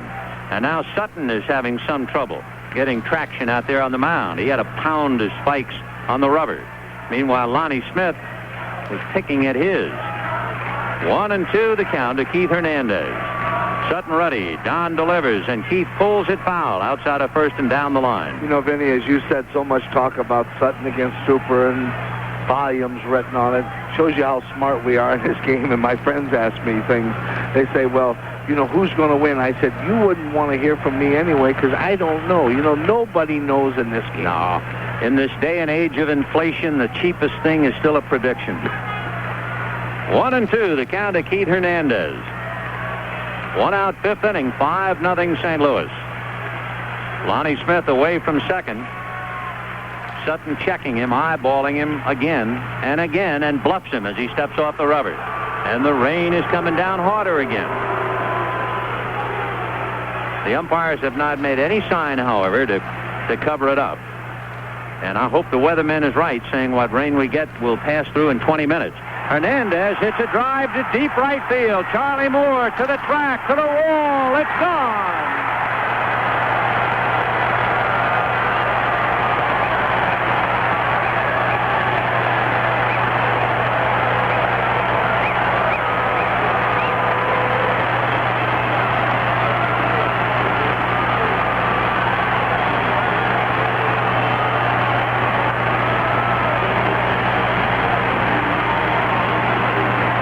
Rains are really coming down now, Vinny. I'm not too sure, though, that the way they've been hitting that ball tonight, they've been hitting the ball harder than it's raining. I'd like to have a nickel. I guarantee you there will be mention that Hernandez hit a rainmaker because he hit that sucker so high, it had to bring extra rain. You know, that's the thing I asked you before on him because he has such good power when I was over in the National League, and a ball like that, now that ball's hit well over 400 feet. Oh, yeah. Well, the Hernandez we saw earlier in the first few games is not the Hernandez who's been tearing up the National League. And now, 7-0 St. Louis in the fifth inning. And with the heavy rain coming down and having been forewarned about the rain, the mechanical tarp roller will elevate from underground, and then it's on wheels, and it will cover the infield. And in just a couple of minutes, this field will be saved from any heavy rain. I always feel so badly for all the people who are in the exposed seats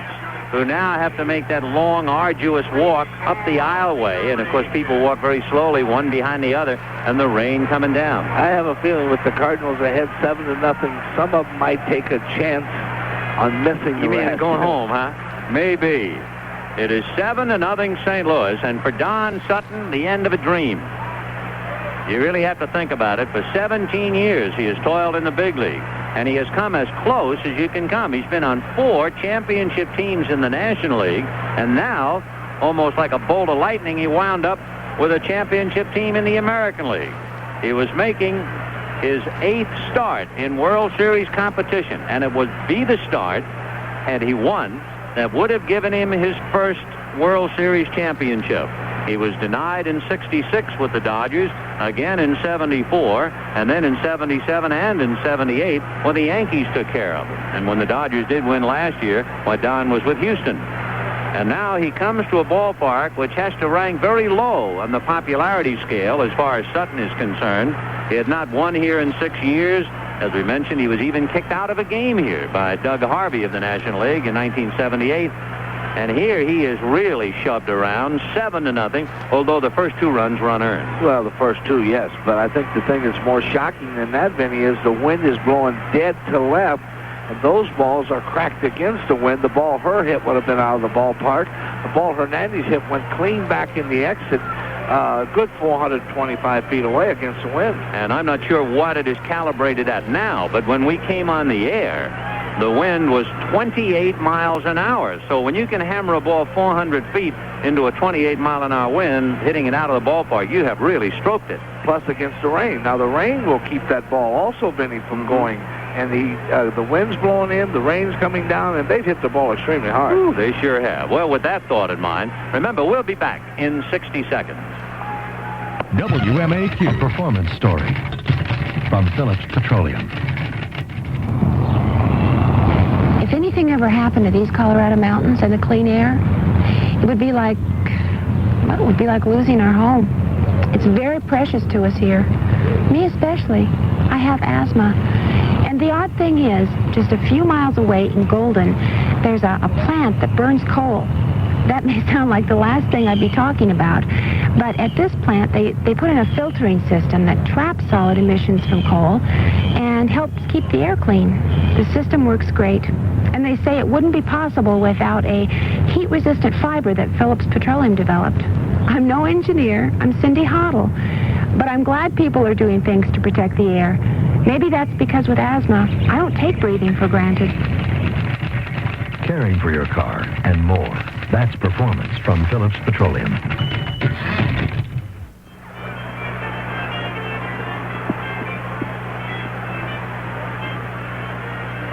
I'm Vin Scully along with Sparky Anderson, the manager of the Detroit Tigers at Busch Stadium in St. Louis, and the rain has slackened off considerably right now. No sooner did the Cardinal infield crew get that mechanized tarp up and out and across the field, why the torrential rain disappeared.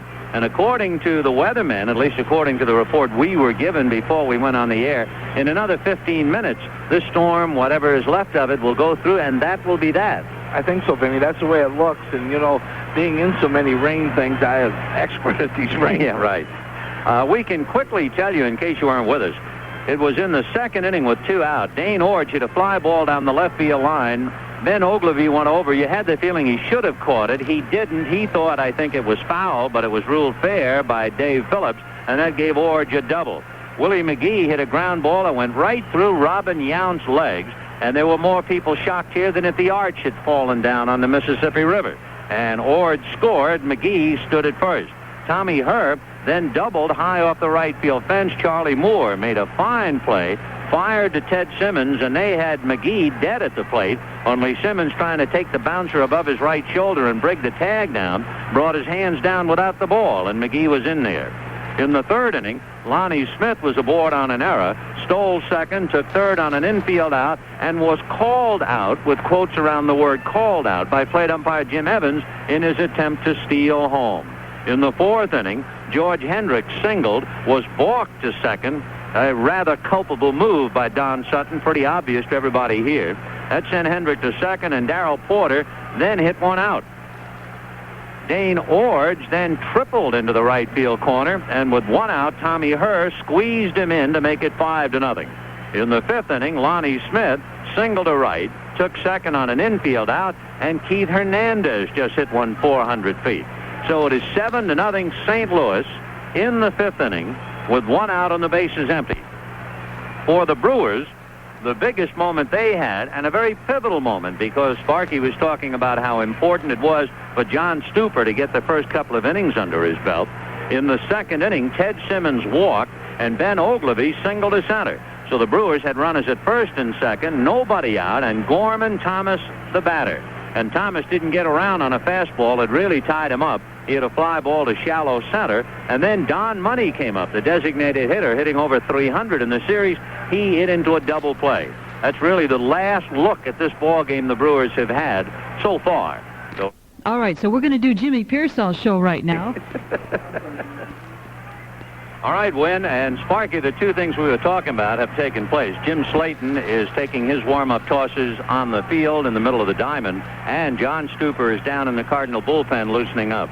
Well, you do it that way, and then there's no waste of time. Benny, during the season, once you come in to pitch, you're not allowed to go back down that bullpen and warm up. But when you have a rain delay, anything's allowed. Also, we noticed that David Green warmed up down in the bullpen, and David is now playing catch with Darrell Porter. So considering that Lonnie Smith jammed a ring finger, but also David Green is such a better defensive player in the outfield, and Lonnie has been slipping and sliding anyway with those spikes.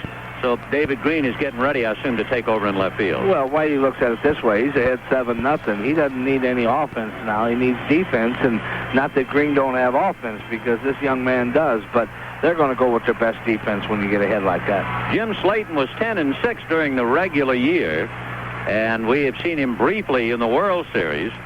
Slayton was in one game and worked 2 innings and did not allow anything. So Jim Slayton is picking up the pieces for Don Sutton. Sutton is charged with 7 runs and 7 hits, including 2 doubles, a triple, and 2 home runs. Yeah, they hit Don very hard tonight. It wasn't a question. The first, in the second inning, they scored 2 runs that they shouldn't have scored, Benny. That's fine, but from the second inning on, they hit Don good. It also should be pointed out, with the 2 home runs tonight by Darrell Porter and Keith Hernandez, the Cardinals had 2, you remember, hit by Willie McGee. The Cardinals now have the same number of home runs as Harvey's Wallbangers. Yeah, it's awful funny. Again, we go back to saying predictions and who's right, and they write all these things. I got news for them. If anybody has any answers, period, for baseball, don't tell me, because I don't have any. No, it's impossible to figure out, which, of course, is the charm of the game. All right, Jim Slayton is ready. The Cardinals leading Milwaukee 7-0 with 1 out in the 5th inning, and George Hendrick will be the batter against Jim Slayton. Hendrick, against Don Sutton, struck out and singled, and you remember was balked to second. A moment later, Darrell Porter hit a home run. Slayton, without a windup, comes in with a fastball, and it swung on and missed. And for all the pitches down and away, Slayton finally came inside on him. 0-1 to George Hendrick. Slayton rocks and turns, no windup, and the fastball is popped up to the right side. Cecil Cooper looking for Jim Gampner, and Gampner makes the catch for the out. Can you tell me about Slayton again? Slayton's a fastball, slider ball pitcher. He's got good control. If he has his good control, he'll make pitches on the corner. And when he doesn't have his good control, he gets up with that breaking ball, and that's when he really gets hurt. Well, here's Darrell Porter, grounded out and homered. So Darrell waiting at the plate. A note on Darrell Porter, the first Cardinal other than McGee to hit a home run in 9 postseason games. And, of course, immediately followed by the home run by Hernandez in the 5th inning. He drives it to left, not quite far enough. Ben Ogilvie is there to handle it for the out, and the 5th inning is in the books. At the end of 5, the Cardinals 7 and Milwaukee nothing. WMAQ. This fall from Motorcraft. Get up to $9.50 in refunds on some of the highest quality automotive products you can buy for any make of car. Save up to $4 on Motorcraft spark plugs and $1 on Motorcraft oil and air filters. Save $1.50 on 5 quarts of Motorcraft oil. Plus, get $2 in bonus refunds on qualifying purchases. See your Motorcraft retailer for details now through November 30th. Motorcraft automotive products from Ford for the future of your car, for sure. You do get a sense of pride in reserves. Army Reservist Karen Gorey. You always have a sense of pride, I guess, because after going through basic, after going through your schooling, and then getting back to your unit, you're going, whew, I finally made it. I get a good feeling because I know I've done it. And no one out there can ever change that feeling. If you'd like to earn a nice extra income 1 weekend a month, call your Army Reserve recruiter today. Paid for by the Army Reserve. In the Army Reserve. Friends, suppose your loved one's heart and breathing stopped unexpectedly. Would you know what to do? Well, the answer is CPR, cardiopulmonary resuscitation. Don't stand by helplessly while a loved one is dying. Help save a life. Learn the life-saving techniques of CPR. Call your local chapter of the American Heart Association or the American Red Cross for information about CPR training. Learn the life-saving skills of CPR and help save a loved one's life. Baseball cares. The preceding message furnished by Major League Baseball. David Green, as advertised, is now in left field for Lonnie Smith. As we go to the 6th inning, and the popular rock and roll song Celebration in the background, which is what they are enjoying, at least for the moment, through 5 innings at Busch Stadium in St. Louis. However, with Harvey's wall bangers and 4 innings left, you don't count anything out. I wouldn't count anything out in this series, Benny, because it's been one of those funny things. Every time you think things are going along smooth and there's good defense, bam, the defense stops. The hitting's going good, all of a sudden the hitting stops. Well, we'll find out now about that 26-minute rain delay and what it might have done to bother John Stuper. He'll be pitching to Charlie Moore, Jim Gantner, and then Paul Molitor.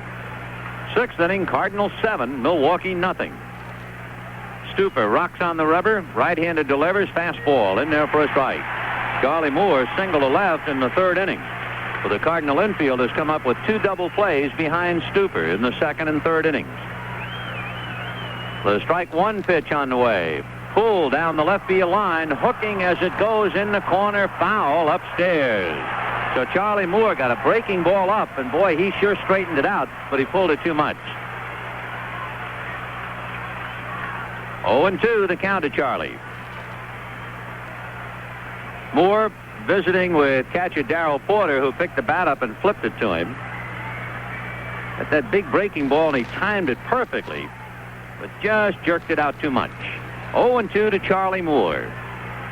Moore came into tonight's game hitting .350, and he has a base hit. The strike 2 pitch, breaking ball lined at Ozzie Smith. Ozzie had to go up the ladder. That ball was just starting to take off. He was just starting to take off, and I'll tell you, they keep pitching Moore up the way they're doing. He's going to hit .350. So Moore lines out, 1 away, and Jim Gantner the batter. Gantner has to, well, I guess, want to take a bite out of his glove. He looks at a fastball, low, ball 1. Jim has now made an error in each of the last 4 games. The 1-0 pitch to Gantner, that's high, ball 2, 2-0. With 2 errors tonight, Milwaukee has made 9 errors. The Cardinals have made 5 errors, so 14 errors in this World Series. Now the 2-0 pitch on the way. Fastball hammered to right, but Hendrick is right there waiting for it and puts it away. I was just looking in the notes. For Gantner, 4 errors, 1 in each of the last 4 games. Davey Lopes last year made 6 errors, which is a World Series record by a second baseman. Well, we got 3 more innings yet, and tomorrow you got 9 innings. You really play bear down. And with 2 out, the batter is Paul Molitor. Molitor popped up, hit into a double play, takes a slider away, ball 1, 1-0. So Stuper maybe a little bit stiff from the 26 minutes. He hadn't gotten the ball down much. It's hit foul off first out of play, and the count 1-1.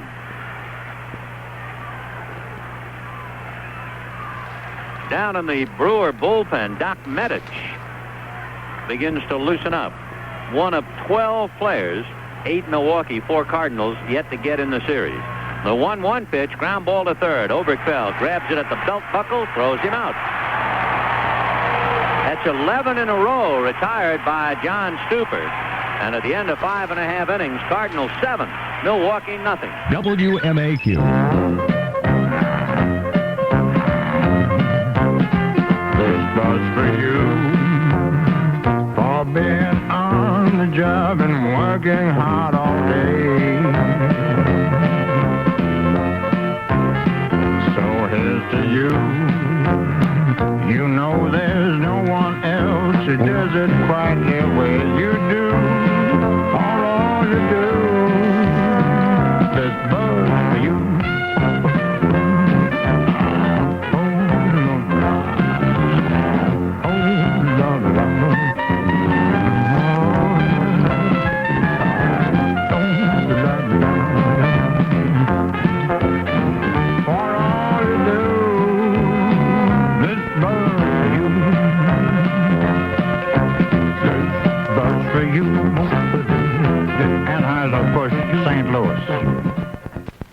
Before you look under the hood of a new car, look at how the hood fits. If you look at a Honda, you'll see the hood, doors, trunk, and hatch fit the body with close tolerances. That's Honda quality. And that's one reason why Hondas have traditionally retained a high resale value among the best in the industry.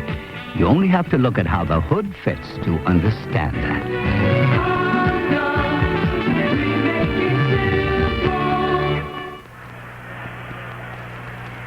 We're going to the bottom of the 6th inning with the Cardinals leading Milwaukee in the rain, 7-0.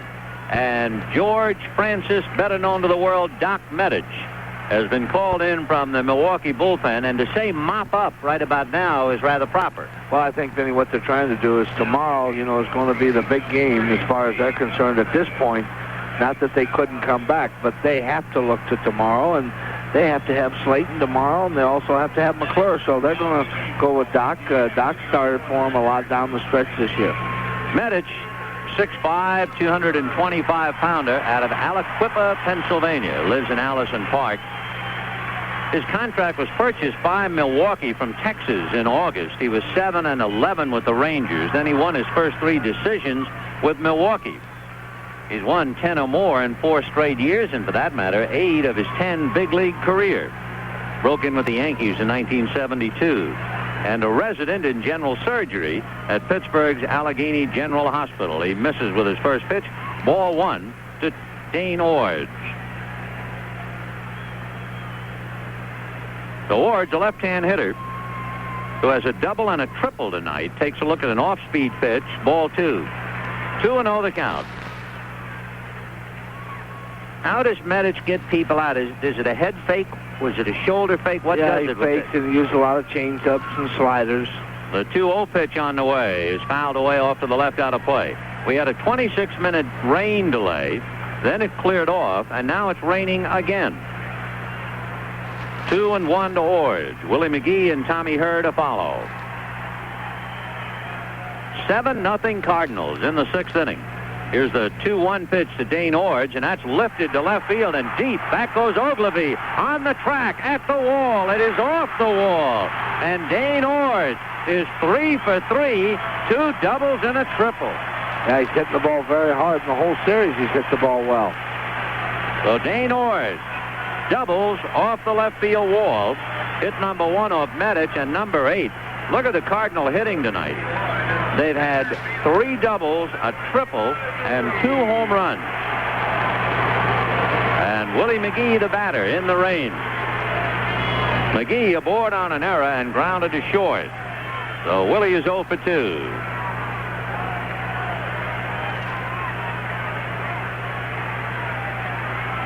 Dane Ordge away from second base with the Cardinals leading 7-0.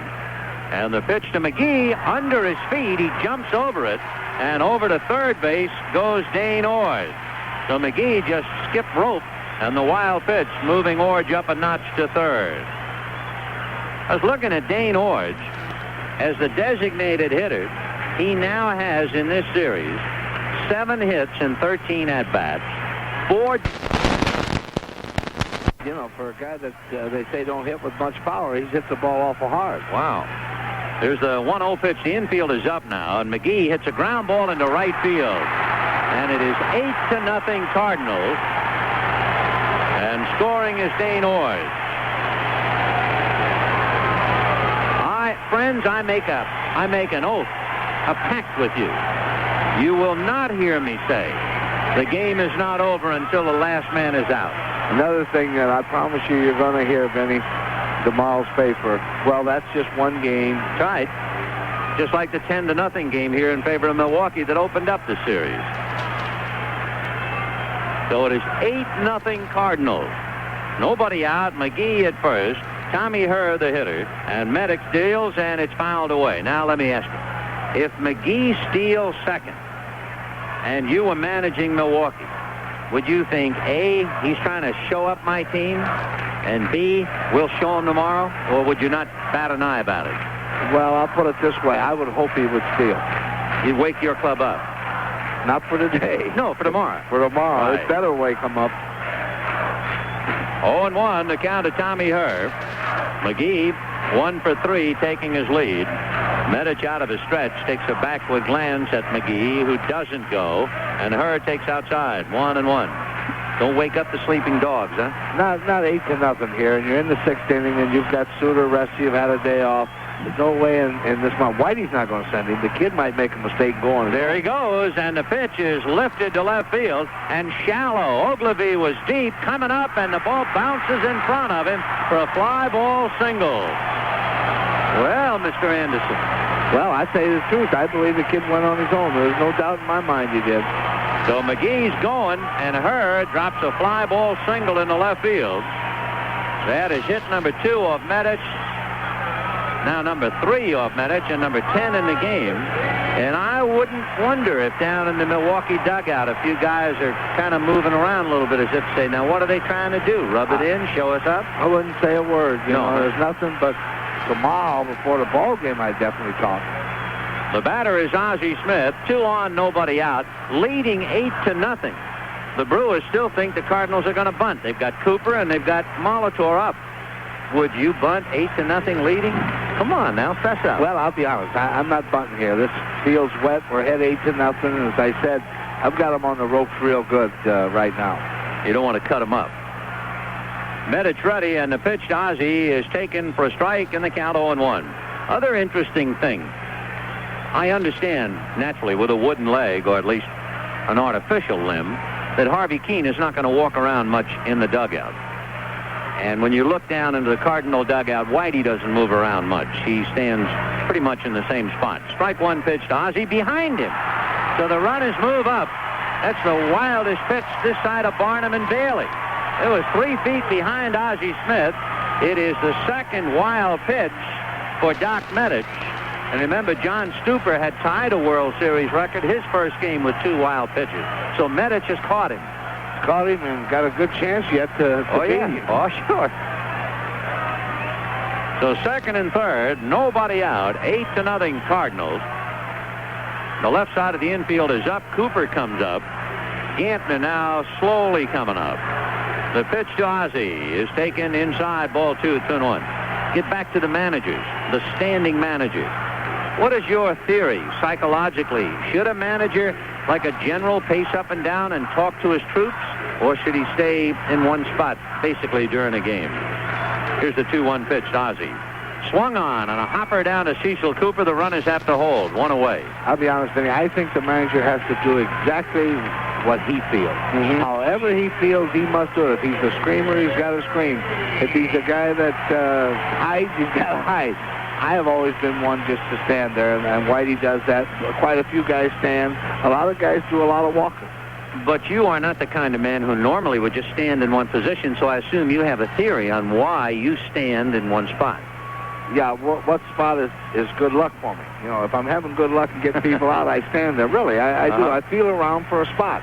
Tonight, Milwaukee hasn't found a spot. No spot. Here's David Green now playing for Lonnie Smith, and he takes a strike, and the count 0-1. What about the team looking to the manager almost like the father symbol? Do they react accordingly?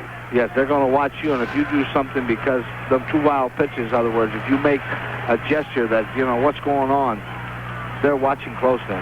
Pitch inside, 1-1. So the manager then has to really be pretty much poker face, because if he shows signs of anger or disgust, it's immediately transferred to the player. And they're going to tell that player when he comes in, hey, he showed you up. 1-1, the count to David Green. Here comes Medich, and the pitch is swung on and fouled back. And, Benny, I'll be honest, I don't think any player playing should be showed up. I don't think there's any reason in this world, nothing could be bad enough for you to show up one of them on your own ball. Well, what about a pitcher trying to show up a manager? He doesn't want to give him the ball, or else creates a scene when the manager takes him out of the game. You take care of that. Yeah. 1-2, the count to David Green. In the rain, Medich delivers. Big, slow, roundhouse curve outside. Ball 2, and it's coming down again. And it better be taken care of. If it isn't, then it'll happen all the time. 2 balls, 2 strikes. I once saw a pitcher who didn't want to give the manager the ball, and they're going to stop the game again. And the pitcher began to walk in concentric circles, and the manager, instead of standing still and saying, "Hey, give me the ball," started to walk after him. And it was hysterical for a second or two. Anyway, I don't think you'd do that. The only thing I've ever said to him when they started to walk on me, I said, I would suggest you get up here on the rubber quicker than that. Now, what about it? And they are going to have to put the tarp out. It's 8-0 Cardinals in the 6th inning, and I mean it's a heavy rain now coming down. And we're going to be here a while, I would assume. I don't think anyone is going to be very hasty about putting a lid on this ball game, even though it is so one-sided. I think the old story, the umpires charged with the responsibility of getting a complete game in. They are fortunate in the sense that they don't have to carry all the weight because you have the commissioner and the 2 league presidents, and you can naturally defer to their exalted intelligence. No question, Benny. Plus, there's no pressure on this here. You got an 8-0 lead in second, third, and 1 out. You're really looking at, you should be looking at least 9-0. The man on third, you should get him in. So they're saying to themselves, we have no pressure. We can just sit back and wait. And the tarp will once again be motorized up out of the ground. You know, the first motorized tarp I ever saw was in old Forbes Field in Pittsburgh. I think that's where they first put it in, and it worked terrific on bright, sunshiny days. But as soon as it started to rain, it had trouble. I was going to say that, Benny. I never seen it work there in the rain. But I notice here in modern design in St. Louis, why the tarp roller is just terrific. It just comes right up. And the other good thing about this motorized tarp, if there is wind, you don't need 40 or 50 men battling a mainsail out there and risking life and limb. Because of the motorized action, the wind really can't get under it, and it covers the field in no time at all. It's a great tarp. Rain. Well, what was it?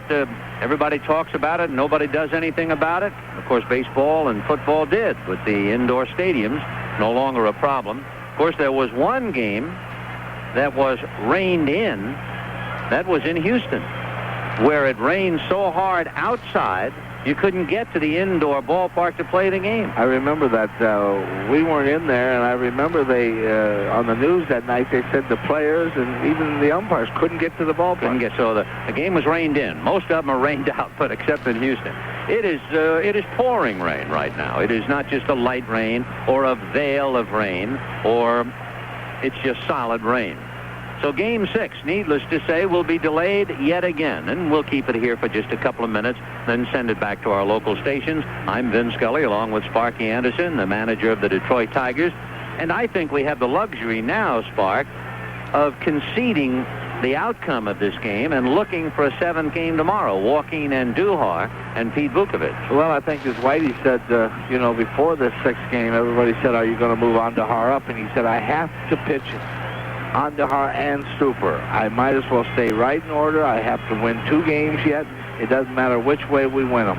He's got a tremendous break tonight, having to score 8-0, and things going well for the Cardinals, everything falling, Benny, and he's got the big hammer going tomorrow. And the Cardinals now, it just switches. Tomorrow, the odds have to go to St. Louis, but again, you can throw the odds right out the window because they don't mean anything. Well, when you think back, perhaps the most important play that affected the Cardinal fortunes was the shot Ted Simmons hit off the leg of Andujar. It not only KO'd Andujar, who was pitching a gem, it forced Whitey to bring in Suter. So then the next day, when he needed Suter, when they had a 5-1 lead and it was beginning to evaporate, he couldn't use him, and they blow the game. And then when they bring him in on Sunday, I guess he was tired, but he was certainly ineffective, and you could probably go back to the Simmons shot of Andujar's leg that affected all of that. I think no question about it, Benny, because Andujar that day was pitching so well, and I don't believe Andujar was going to run into any trouble at all. He had great stuff that day, and he had great command of all his pitches. If he has the same type of command tomorrow, this better be a low-scoring ball game, and Vukovich better pitch like heck because he's going to have to. Well, another thing, too, in the Cardinal favor now, the fact that with a one-sided 8-0 game, you would assume the Cardinals could hold on to a portion of that lead for the remainder of the night without using Bruce Suter. So that means Suter has yesterday and today off, and actually all day tomorrow until tomorrow night. No question. It's going to give him, 2 solid days, and then with everything on the line tomorrow, it wouldn't really matter. Well, friends, we're going to send it back to our local stations for a little while. We'll return at 45 minutes past the hour. That would be another 15 minutes from now for an update here in St. Louis. A rain delay as we await the continuation of Game 6 of the World Series. The Cardinals leading Milwaukee 8-0. But more than that, they're looking for more. They have runners at second and third and one out, trying to return the favor and get to the 10-0. That was the score when Milwaukee polished them off in the first game of the series. Along with Win Elliott and Sparky Anderson, I'm Vin Scully on the CBS Radio Network.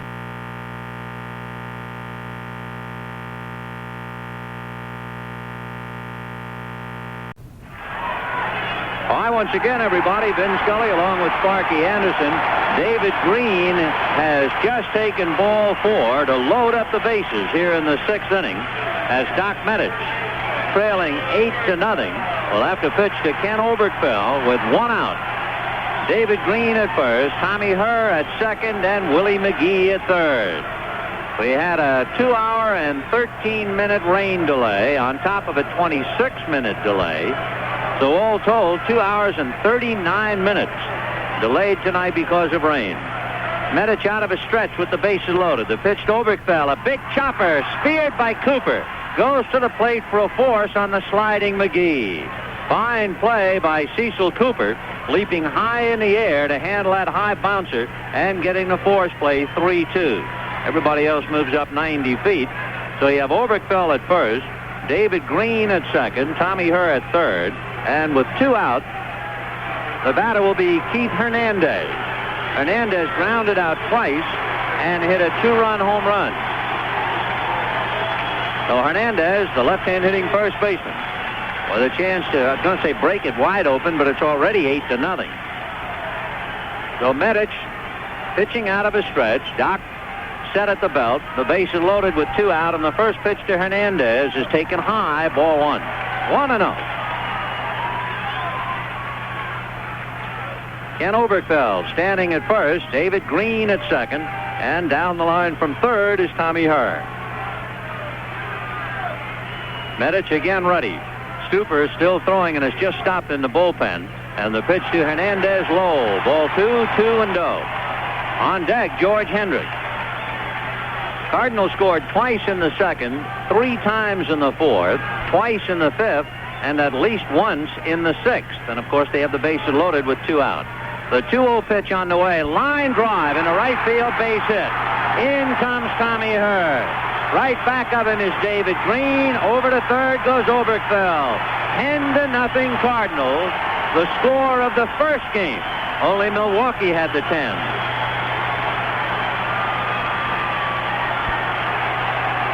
Well, turnabout is fair play, Spark. Well, you're not kidding, Benny. And it's one of those situations he got behind Hernandez 2-0 and had to come in there. And Hernandez swinging the bat real good the last 2 ball games. So 10-0 St. Louis. And with 2 out, the batter is George Hendrick. He finds Oberkfell at third and Keith Hernandez standing at first. And Medich set at the belt. The right-hander deals in the first pitch a strike, 0-1. It is coming up to the bewitching hour. And it is the Brewers who are bewitched and bothered and somewhat bewildered by a 10-0 Cardinal lead. The strike 1 pitch. Medich, a fastball down and away. 1 ball and 1 strike.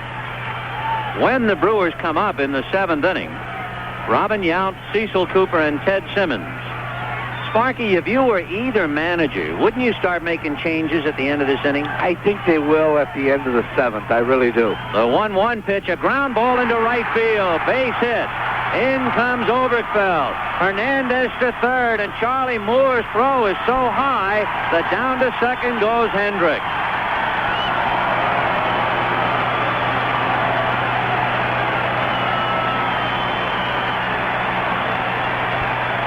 So George Hendrick, his second hit, and a run batted in. The batter now will be Darrell Porter.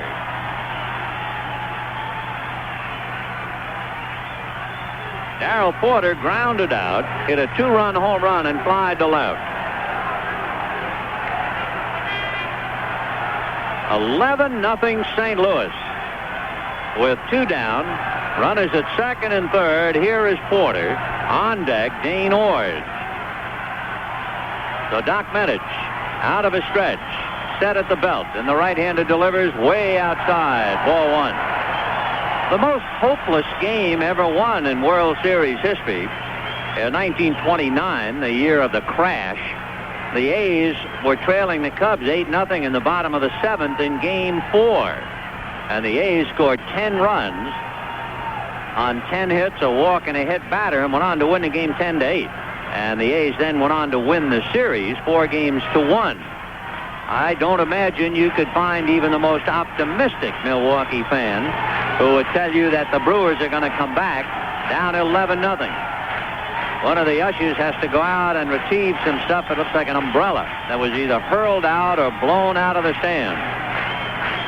The paid attendance, 53,723. We probably have, I don't know, 10,000 here now. I was just going to say, Vinny, I'm very surprised. I thought World Series were normally sold out. I was a little worried. Yeah, if you just arrived here, you'd think, boy, this is a bad act. All right, Porter waiting, 1 ball and no strikes. George Hendrick at second, Keith Hernandez at third. And Porter, it's a ground ball to guess who? Gantner, and it goes off his glove. In comes Hernandez, in comes Hendrick. It is 13-0 St. Louis. And Gantner is having a terrible time. That's 5. A ball was hit to Gantner to the glove side. He put the glove down. It hit him in the glove and spun away. Although they have not, as yet, charged him with an error, I would think it would be forthcoming. 13-0 St. Louis. And there'll be an error charge to Gander as 2 more runs come over. It makes it a 6-run inning. The pitch to Orge is hit foul up along first, and the count 0-1. Dane Orge, 2 doubles and a triple. He started this 6th inning with a double to left field, and he is now the 10th man to come to the plate. So the Cardinals with 2 in the 2nd, 3 in the 4th, 2 in the 5th, and then, would you believe, a half a dozen in the 6th. 13-0 St. Louis. Darrell Porter standing at first, and Medich strike 1 pitch, and that's hit to the gap in left center. Racing over is Ogilvie to make the catch, and mercifully we get the last out. And at the end of 6, the Cardinals 13 and Milwaukee nothing. WMAQ. We're up to our ears in audio technology here at the Delco Electronics Testing Lab in Kokomo, Indiana. Speaking of ears, who's the guy in the red jumpsuit sitting in the Buick Riviera? He's got microphones where his ears are supposed to be. That's Morgan, a mechanical person. I was getting to him. Sorry. 3 years ago, Delco Electronics and the prestigious Bose Corporation. Like in Bose speakers? That's right. Decided to combine their technologies. Yeah. The result is the Delco GM Bose music system. The first system with components matched to a specific car model. That's where Morgan comes in. The guy with the microphone ears, huh? Yes, he's into psychoacoustics. He's helped position the loudspeakers, even the design of the amplifiers to fit different GM cars. You guys went to a lot of trouble. Yes, we did. The acoustical differences received by Morgan's ears were computerized. Computerized? Why not? Delco's the #1 digital control computer manufacturer. In the whole world? And above the world, Delco's making one of the computers that'll be launched by the space shuttle. And will the space shuttle also have a Delco GM Bose music system on board? I'll have to check on that. CBS TV takes you to Mel's Diner for an important announcement from Alice. Hey, has anybody told Mel we're moving to a new night and we're going to be on Wednesdays? Mel never knew we were on Sunday. Which way is Wednesday? 3 doors down from Sunday. Oh, okay, Wednesdays, here we go. Hey, where you going with my diner? We're moving to Wednesday night at 9 and 8, Central and Mountain Time. That's right, Mel. Starting this fall, Alice moves to Wednesdays. Wait, girls, wait for me! We're going to the 7th inning, 13-0 St. Louis. By the way, the most runs by a National League club since the 13-5 Milwaukee Braves win over the Yankees in 1958. Isn't that something? Oh, my goodness. So the Milwaukee Braves scored 13, and tonight the Cardinals scored 13 against the American League representative of the city of Milwaukee. By the way, Dane Orge, with 2 doubles and a triple in this game, is the first designated hitter to have 3 extra base hits in a World Series game. And we were talking early, the irony that the Cardinal designated hitters are tearing up the place, and the Milwaukee designated hitters are hitting less than 200. And on the other side, the Cardinal bullpen has not fared nearly as well as the Milwaukee pen, despite the absence of Raleigh Fingers. To the 7th inning, and we'll see how John Stuper does now. Fastball high. I would think 13-0. He's just going to throw fastballs. I would think he'd just throw fastballs and try to throw it right down the middle. Robin Yount lined out and flied out, looks at a fastball strike, and the count 1-1. The first thing John Stuper did in his third warm-up of the night, he started to throw about 10 feet beyond the pitching rubber. The 1-1 pitch is hit foul, 1-2. So in other words, he started off by throwing about 75 feet to stretch the muscles in the arm before he eventually got to the mound to begin getting ready. It's been a tough night for the 25-year-old. He started to get the game underway. Then he had a 26-minute delay and had to warm up again. Then he had a 2-hour and 13-minute delay, and he had to warm up again. Fastball is a high chopper. Tough play for Ozzie Smith. Grabs it, throws, got him.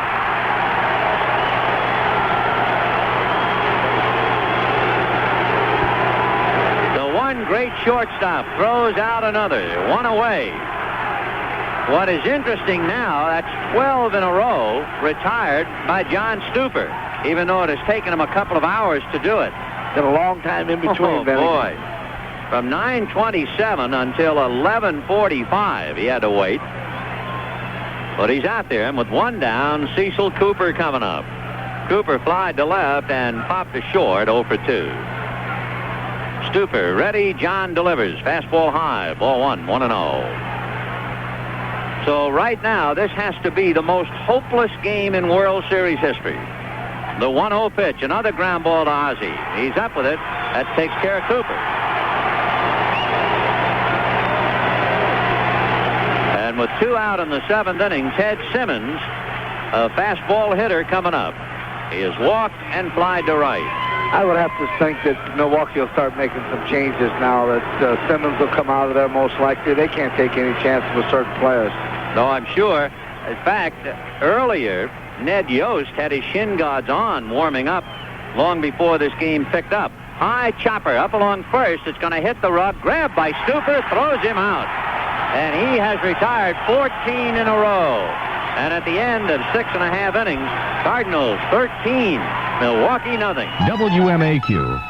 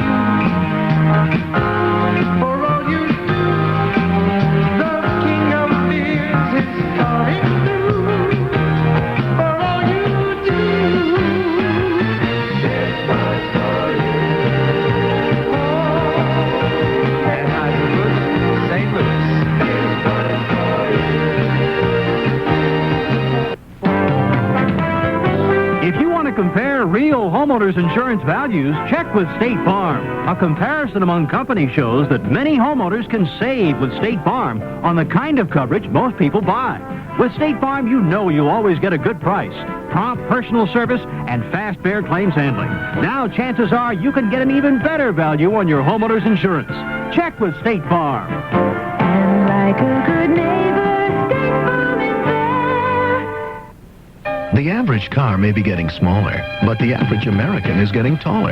That's why the small, efficient Buick Skyhawk doesn't forget Buick's biggest fans. With an optional 1.8-liter engine, it offers an EPA estimated MPG of 28. Use estimated MPG for comparisons. Actual mileage may be different. But inside, there's luxury and room for even those with above-average dimensions. The 1983 Buick Skyhawk. Like a lot of people, you'll fit right in.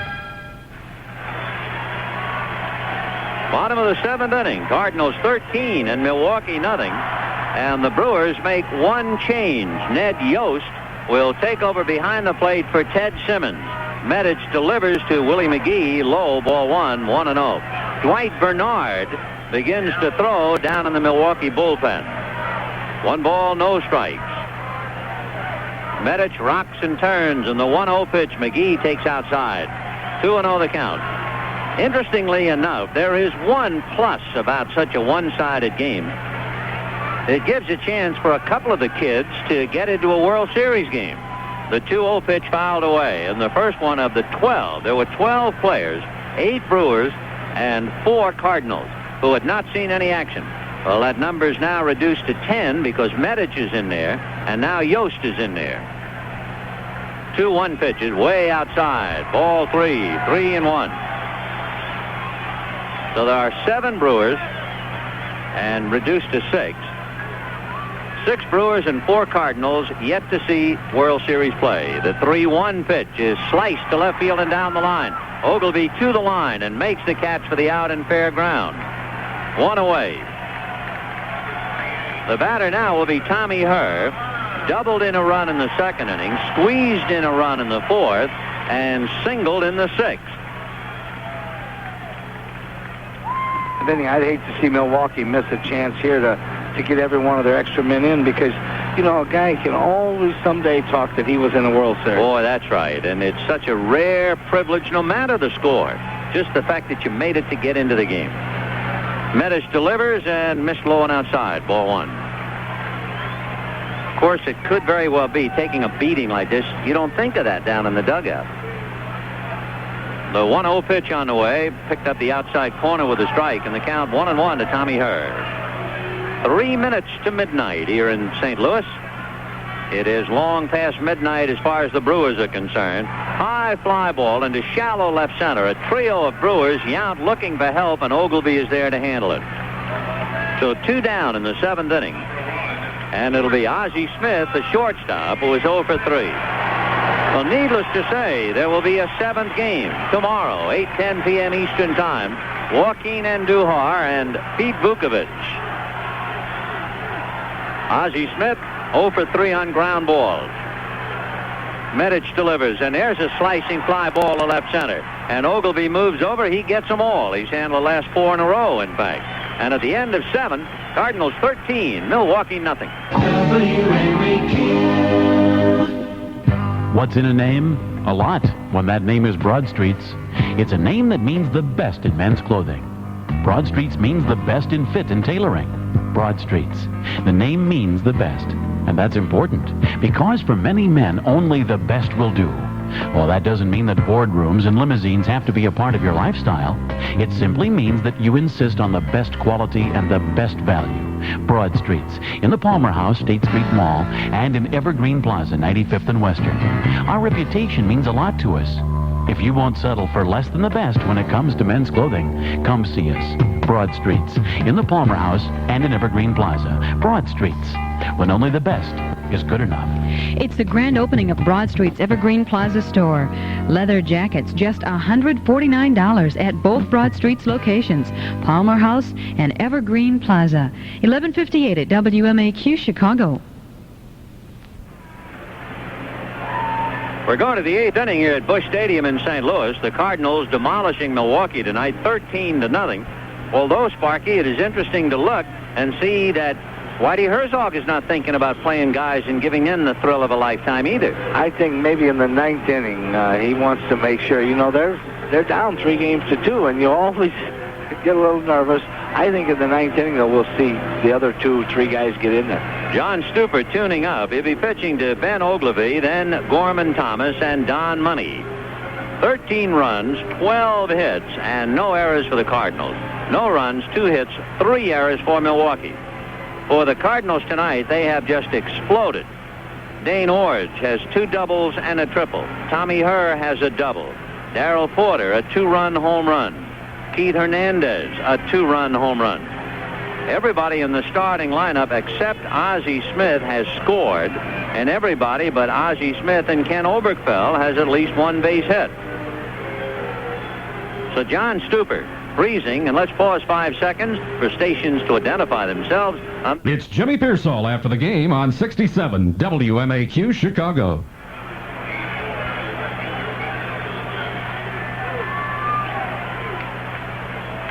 John Stuper working on Ben Ogilvie. Ogilvie single to center and fly to center. So Ben, the left-hand hitter, 1 for 2. John Stuper looks in to get a sign.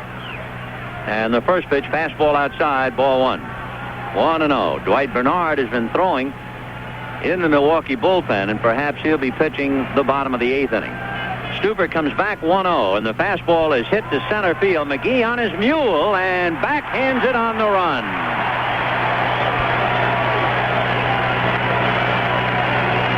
Willie McGee showing very good balance. He's kind of a stiff-legged runner, but it's apparently that gift he has of gliding so that even on the wet AstroTurf, he didn't give you any indication he was having trouble. No, Vinny, and he's, like you said, he's got great balance. He's just a good athlete, no question about that. 1 away, and that's 15 in a row retired by John Stuper.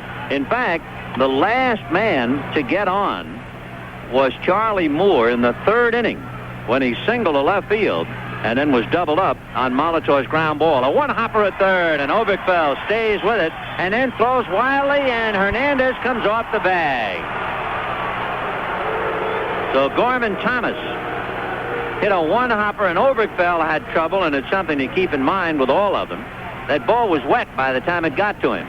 And he picked up the wet ball, and he threw a sailor. And Gorman Thomas is going to come out for a pinch runner.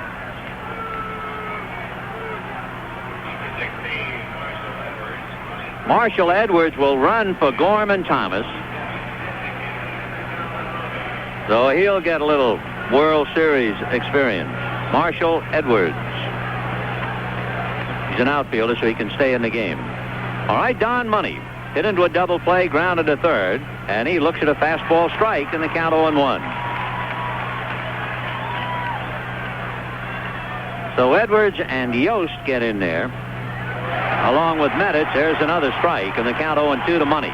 Probably, and it seems crazy in the wreckage of a 13-0 game, but probably the biggest play of the game tonight was in the 2nd inning. There's a pitch in the dirt, 1-2. It was no score. You had Stuper, the kid, in a jam. He had walked Simmons, Ogilvy had singled, and Gorman Thomas the batter, and he got Thomas on a fly ball. And then Money hit into a double play, and from that moment on, Stuper was off to the races. Next pitch is fouled away, off to the left out of play. 1-2 to Don Money. Billy, we got Bernard warming up down in the Milwaukee bullpen, and most likely he'll pitch the bottom of the 8th. Yeah, we have to get him in, and there's still a few more. I don't think Harvey, unless he makes wholesale changes, will be able to get everybody in it. 1-2 pitch in the dirt again, a scrambling stop by Darrell Porter.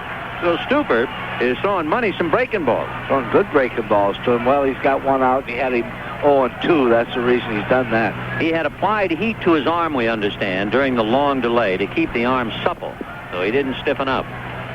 He had retired 15 in a row before the throwing error charged Oberkfell. 2-2 pitch, fastball, little pop fly. Ozzie Smith's going to take care of it, going out into left field. And at the end of 7.5, 13-0 St. Louis. WMAQ. And Charlie Moore coming up. Charlie Moore singled and lined out, 1 for 2. 13 runs, 12 hits, 1 error for the Cardinals. No runs, 2 hits, and 3 errors for Milwaukee. Bernard has concluded his warm-ups and comes walking in from the bullpen.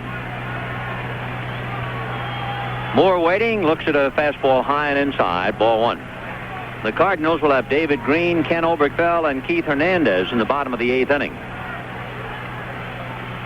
Stuper set, and the 1-0 pitch. Fastball popped in the air. Coming over is Oberkfell. Kenny is right there. That'll do it. So at the end of 7.5, 13-0 St. Louis. WMAQ.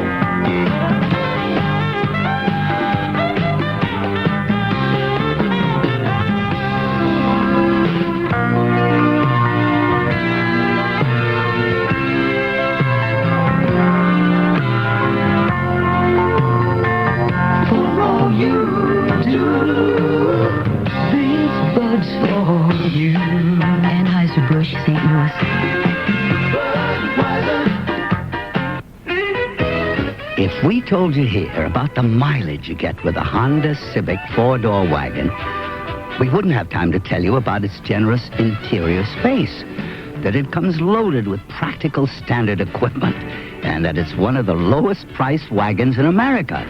So spend a little time with your Honda dealer and learn about its mileage. Our time is up.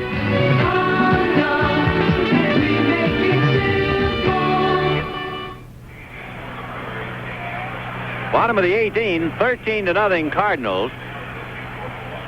Marshall Edwards, who ran for Gorham and Thomas, will stay in the ball game in center field. And Dwight Bernard is the new pitcher. In the 8th inning, 13-0 Cardinals. Mike Ryan, who has done a wonderful job for us, Mike with the Houston Astros, checking a few things in World Series record books and then giving us the information to pass to you. Breaking ball from Bernard, a strike. For instance, the largest shutout score in World Series history was in 1960 when the Yankees beat the Pirates 12-0. That was in Game 6, too. Now, no record is listed for an individual league, but Mike couldn't find any National League score higher than 13 runs. Pitch is swung on and fouled back, 1-2. Probably the worst or the highest in World Series history. The Yankees demolished the Giants in 1936, 18-4. And if I remember, that was a Carl Hubble game, would you believe? Here's the 1-2 pitch on the way. Curveball hit foul down the right field line, out of play.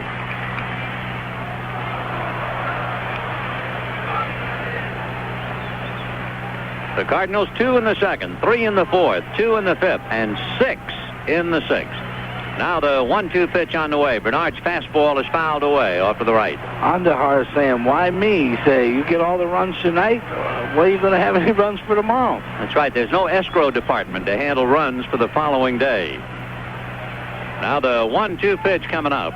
And David Green takes low. Ball 2, 2-2. So Dwight Bernard has a chance to get into the World Series along with Doc Metis. The only pitcher then who has not gotten in is Raleigh Fingers. The 2-2 breaking ball is strike 3 call to David Green. So Bernard strikes out David Green, and Ken Oberkfell coming up. Oberkfell is 0 for 4 tonight, facing Bernard. Bernard came from the New York Mets 3 years ago. He was on the roster all year. Ground ball to shortstop. And Robin Yount picks it up and throws and pulls Cooper off the bag. And again, it might be a case of that ball being wet. Boy, that is a second error charged to the shortstop, the 4th error charged to Milwaukee tonight, and the 11th Milwaukee error in the series. You know, Vinny, this summer against Boston, we played a national televised game, Detroit and Boston. We made 8 errors, just missed the record by 1. I thought that was one of the worst games I ever seen, but I'm not too sure that this game, as a spectator, isn't maybe topping that. Yeah, they're gaining on it now. This one is a thoroughly forgettable game. The batter is Keith Hernandez. Grounded out twice, hit a 2-run home run and single to right. He's got 3 RBIs. Bernard ready. Dwight delivers. Fastball fouled away. Bernard, in the absence of Raleigh Fingers late in the year, earned some key saves. He was brilliant in July. His earned run average was less than 1. In fact, at one stretch, he threw 12 straight shutout innings in a 5-game stretch. The strike 1 pitch. Hernandez drives it to right. Back goes Charlie Moore to the track and makes the catch at the wall. And back to first comes Oberkfell. Boy, is Hernandez hot. But that's in this ballpark here. Now, there's a ball in most normal ballparks would go out of the ballpark. But right here, he caught it right at the fence. He'd be a wall banger in Milwaukee. He'd be really one of Harvey's wall bangers. Yeah. George Hendrick struck out and singled, popped up and singled. Hendrick is 2 for 4. George was 33 Monday. He's got to feel about 21 tonight. The Hendrick waiting. Bernard ready. Dwight delivers, and it's swung on and missed. 0-1.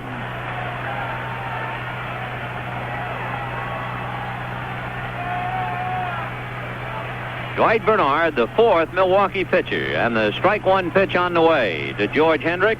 That's inside under the hands. 1 ball and 1 strike. So 2 down. Oberg fell at first on the throwing error charge to Robin Yount. 1-1 the count. Back comes Bernard, and as a ground ball to the lefty Yount, he's up with it, flips back to his second baseman Gantner in time. And at the end of 8, Cardinals 13 and Milwaukee nothing. WMAQ. This fall from Motorcraft. Get up to $9.50 in refunds on some of the highest quality automotive products you can buy for any make of car. Save up to $4 on Motorcraft spark plugs and $1 on Motorcraft oil and air filters. Save $1.50 on 5 quarts of Motorcraft oil. Plus, get $2 in bonus refunds on qualifying purchases. See your Motorcraft retailer for details now through November 30th. Motorcraft automotive products from Ford for the future of your car, for sure. Hello? Mom, guess what? Your little granddaughter had the starring role in her school play, The Princess and the Frog. Princess and the Frog? Yeah, we got it on her cassette recorder. Listen. What did she play, the frog? No. Call me when you get a Quasar. Depend on Quasar to capture that special moment. Each of Quasar's 14 different tape recorders and radio cassette recorders deliver quality sound wherever and whenever you want it. Quasar. For quality and dependability, shouldn't you have a Quasar? Friends, here's a must-have gift for the baseball fans in your family. The official 1982 World Series souvenir program. The same one sold at the World Series. Send your check or money order for $4 to World Series program, Post Office Box 9800R, St. Paul, Minnesota, 55198. $4 to World Series program, Post Office Box 9800R, St. Paul, Minnesota, 55198. Include your name and address, allow 6 weeks for delivery, and if ordering from Canada, send $450 in U.S. funds. The preceding message furnished by Major League Baseball. Well, we've made it. It's 12:13 in the morning, local time in St. Louis. We had a 26-minute delay because of rain. We had a 2-hour and 13-minute delay because of rain, and we have made it to the 9th. The Cardinals 13 and Milwaukee nothing. Glenn Brummer will catch the last inning for Darrell Porter, and Charlie Moore made the last out, so Jim Gantner begins and promptly slices one in the left field corner for a base hit. And Gantner on his way to second with a stand-up double. So John Stuper battling to try and get himself a shutout as well as a complete game, and Gantner opens up with the double. Gantner now has allowed 3 hits.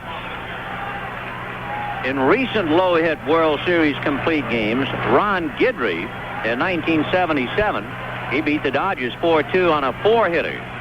And Steve Blass for Pittsburgh beat Baltimore on a 4-hitter 2-1 in Game 7 of the 1971 World Series. Fastball pop foul off to the right and out of play by Paul Molitor on the count 0-1. Tomorrow night, 8:10 p.m., or correctly tonight at 8:10 p.m., Joaquin Andujar and Pete Vukovich. 0-1, the count to Molitor, popped to short, hit into a double play and grounded out. You know the tough thing about Milwaukee, but it is part of being in this business. The strike one pitch is swung on and missed. Milwaukee today packed their suitcases, put them in the lobby, checked out of the hotel. And now they go back to the hotel and check in and unpack the suitcases. The strike 2 curveball is hung, whacked to center for a base hit. Fielding it there is McGee, and holding at third on the single is Gantner. What do you do if they don't let you back in, Benny? Yeah, imagine. Sorry, pal, we sold your room. But I remember one of the Milwaukee Brewers, and the clerk at the desk said yesterday, well, how long are you going to be with us? And he said, well, it depends on whether we win or lose. And, of course, it means they'll spend the night in St. Louis and try it again tomorrow.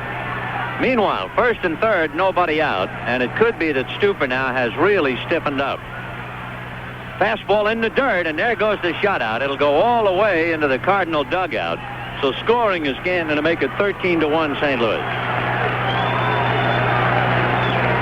Jeff Lottie, L-A-H-T-I, begins to throw in the Cardinal bullpen, and he'll have company.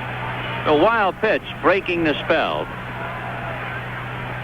So John Stuper has given up 1 run and 4 hits, and he's in the 9th inning. His walk 1, struck out 2. And the right-hander's fastball is high and inside. 13-1 in favor of the Cardinals, and left-handed John Martin also begins to loosen up with Jeff Lottie. The 2-0 pitch on the way. Fastball, a high chopper wide to third. Oberkfell almost lost it in the lights and still gets him. So Robin Yount grounding to third. Boy, that's a tough play. Unless you've been down on the field, it might seem strange to say a ground ball lost in the lights, but that's what happened to Oberkfell. Exactly what happened, and he fought it and stayed right with it all the way. So Robin Yount draws blanks and goes 0 for 4, and the batter is Cecil Cooper with 1 out in the 9th inning. Cooper flied to left, popped to short, grounded to short, 0 for 3. 13-1 St. Louis. 13 runs, a dozen hits, 1 error. Milwaukee 1 run, 4 hits, and 4 errors.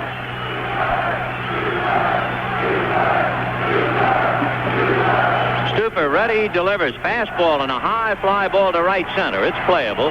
Willie McGee is there, tagging up his Molitor. He's not going anywhere. Willie gets the ball back in to Ozzie Smith. So 2 down, and the Cardinals 1 out away from evening the series 3 games apiece. And what is left of this crowd, the hardy core of the 53,000, they're on their feet.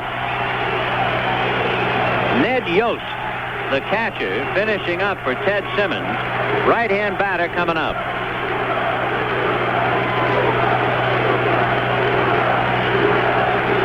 Stuper, hands on his knees, looks into Brummer now, trying to end it. The right-hander ready and delivers, and Yost fouls it away, off to the 1. Big thrill for him, no matter the score. He can always tell his kids, hey, I played in the World Series game. We got our eggs scrambled, but I played. Right there in the box score, man. That's why I was hoping tonight, with the score the way it was, that every one of them would be able to make it. Well, it's not going to be that way. 0-1 the count. The guy, you know, I feel sorry for people like Pisciolo, who rarely play anyway with the out at short. Pitch is high and inside, 1 ball and 1 strike. In looking at the Milwaukee lineup, Ed Romero, Rob Pisciolo, Mark Bruhard haven't made it and probably won't. The next one missing, ball 2, 2-1. But the pitchers, everyone but Fingers. For the Cardinals, Julio Gonzalez, John Martin, Steve Mura. The 2-1 pitch swung on and fouled back by Ned Yost, and the count 2-2.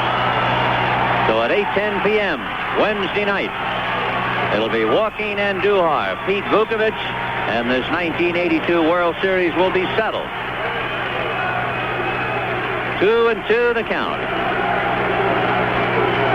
John Stuper checking with Brummer, trying to end it. The right-hander's 2-2 pitch is a fastball outside. Ball 3. 3-2.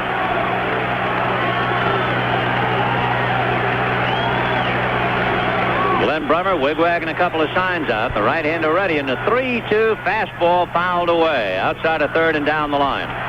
Stuper battling to go all the way. Boy, you talk about a thrill of being in a World Series game. How about being a 25-year-old pitching a complete game victory in a must game? In the must game, and he's pitching against a guy that's won 230-some games, and it's supposed to be no matchup. 3-2 the count. Yost waiting, Stuper set, and the 3-2 pitch is just outside, so we still got a little bit left. Ball 4 to Ned Yost. For John Stuper, he had excellent control tonight. He walked 1 man in 8 innings, so that's only his second pass.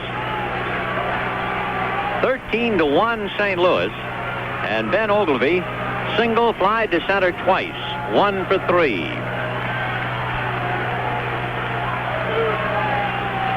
Molitor away from second, Yost at first. 2 out in the 9th inning. Stuper hands at his sides, checking Brummer. Oglivie waiting. And the pitch to Ben. Fastball over for a strike. 0-1. Oglivie came into the game hitting only .211. So he has 5 hits in his 22 World Series at-bats. 0-1. The next pitch is outside, 1-1. Marshall Edwards on deck. You know, the young man still got a good fastball, Benny, and here he's had to warm up 3 different times. It has been some night for John Stuper. All of this at 25. The 1-1 pitch on the way. Swung on. A fly ball to center. This will be it. Willie McGee is there and puts it away.